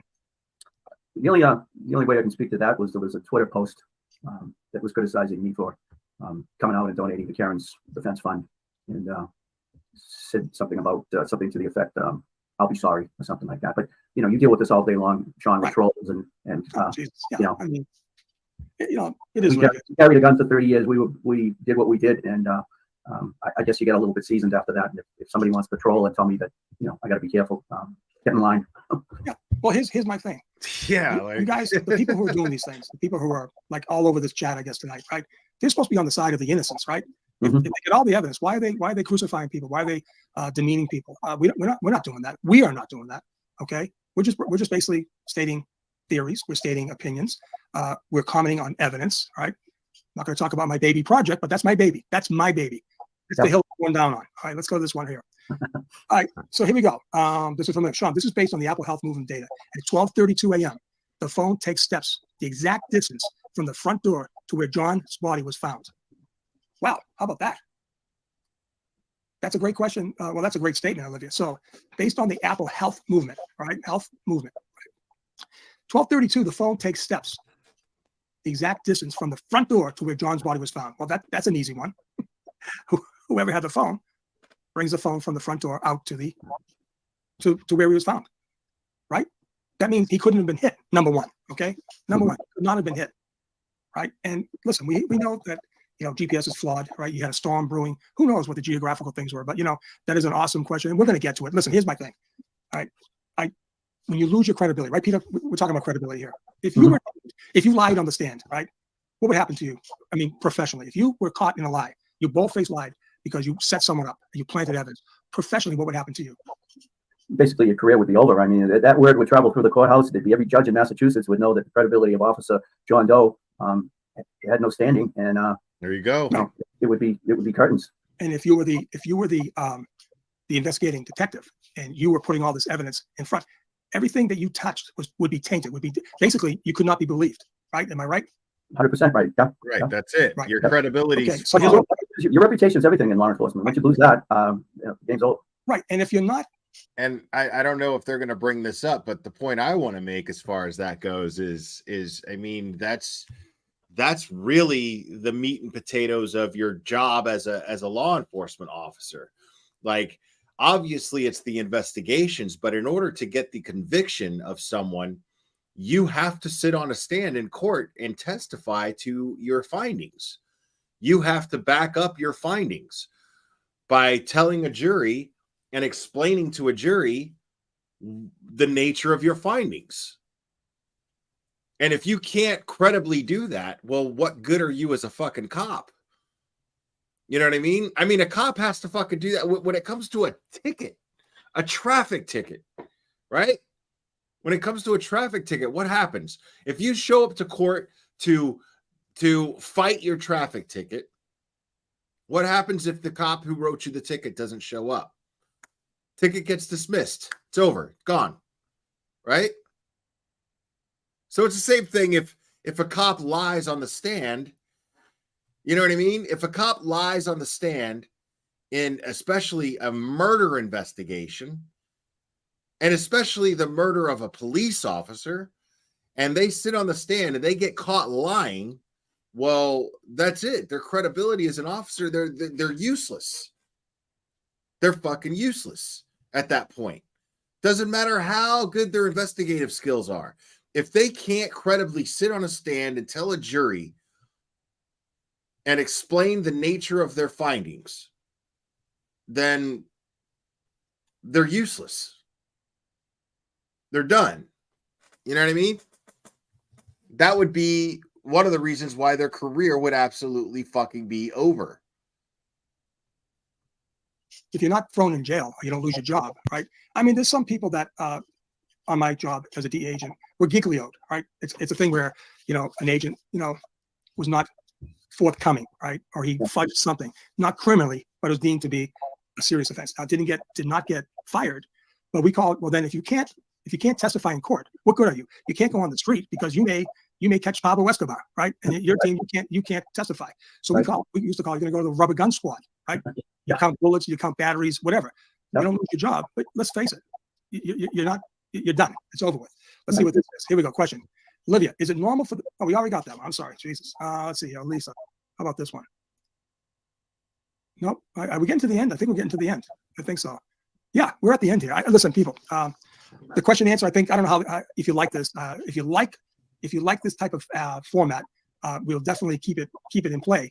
But I want to listen. We've been at this now almost an hour and 50 minutes. Okay. And I think really I do. See, this is what we need on YouTube. I'll tell you that right now. We need this on YouTube. We need retired law enforcement officers who are and that's not to take away from some of the retired law enforcement officers who have YouTube channels that I still very much respect. Don't get me wrong. But we need fearless law enforcement officers who aren't afraid to go up here and speak their mind on cases like this, to just put it all on the line right there. And Sean's doing that. So I think that's great. I do believe, Peter, this was a great interview. I'm glad that you won, right? I'm glad that I didn't completely bomb, because I will give myself up. I'm trying to knock down certain things on the side of the computer. I almost hit end the stream. Okay, how would that go, right? But, I want to, from the bottom of my heart, I want to say thank you for being my first guest, my first interviewee on the inaugural show. I mean, I hope I come back again. I hope it was a success for the people who came. I don't know how many people have. I can't see the numbers, but I do really do appreciate you coming on, taking the time you give to everyone, Peter.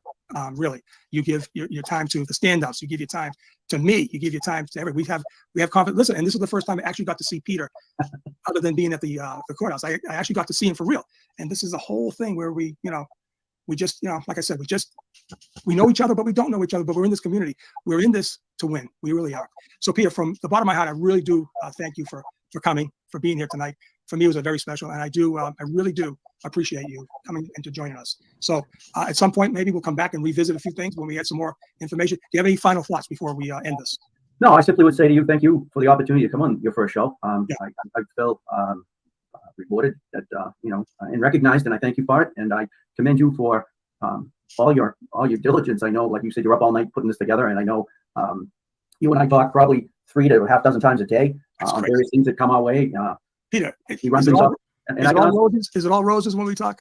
Not always, no. But and I can also say that yourself and many other people I've met at these standouts are sincerely real people. I mean, I feel I've made maybe 100 friends that I feel I'll be friends for the rest of my life with, because they are so committed to truth and justice, and horrified that it appears that sign that Paul Cristoforo holds framed, the big number plate framed, it's beautiful, goes everywhere, and it tells the whole story. And they apparently people are willing to put an innocent 41 or 42-year-old woman with the rest of her life ahead of her in jail for life. Stop it. As Aiden Kearney says, stop it.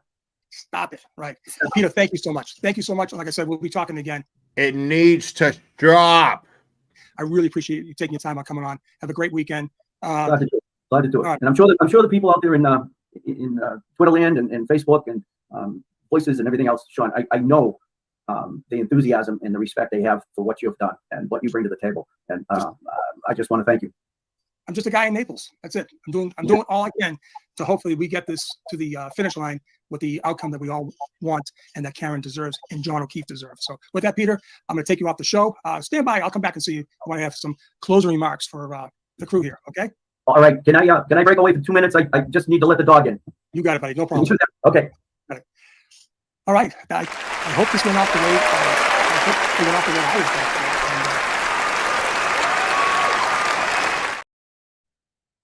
Okay, folks. Yeah, man. I absolutely love that. YouTube needs this. The true crime community needs retired, seasoned officers like this who aren't afraid to speak up on what they believe is justice. And there are some out there. But I think I'm really happy for Sean too, man, because poor Sean, man, he's been on this island by himself on social media speaking up on this, and people have been just dragging him and calling him a drunk and blah blah blah blah blah blah blah, and it's trying to really fuck up his credibility. But to have a retired Canton police officer supervisor sit up there and talk to him and explain his position and expose himself as his source, I thought was great. I'm really glad that Sean got that, man, because he's just been ignoring the trolls, man, and they've been hitting him hard,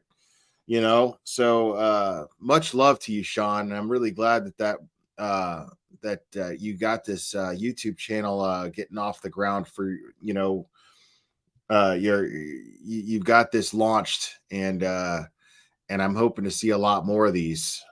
So Sean, much love to you, man. Guys, I'm gonna go ahead and wrap this up. And much love to Peter Murphy as well for being brave and sitting up there and talking to Sean as well. This this is not to be people. This is not to be underestimated.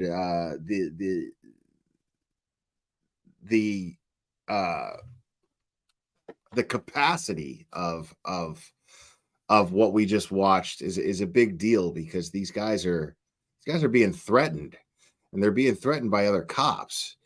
It's a scary thing, and they're so committed to truth and justice that they're up here speaking their minds, man. And I think that's incredibly important. So much love to Sean McDonough, much love to Peter Murphy, and a big thank you to those guys for providing their insight in standing up, fearlessly standing up for what they know to be right. So much love to those guys. Much love to you. I appreciate all you guys. I appreciate you're joining me in such a late night, man. This is I did not expect to have this many people watching this time of night. So you guys joining this late at night and watching live means a lot to me, and all you guys checking out the replay, it means a lot to me too.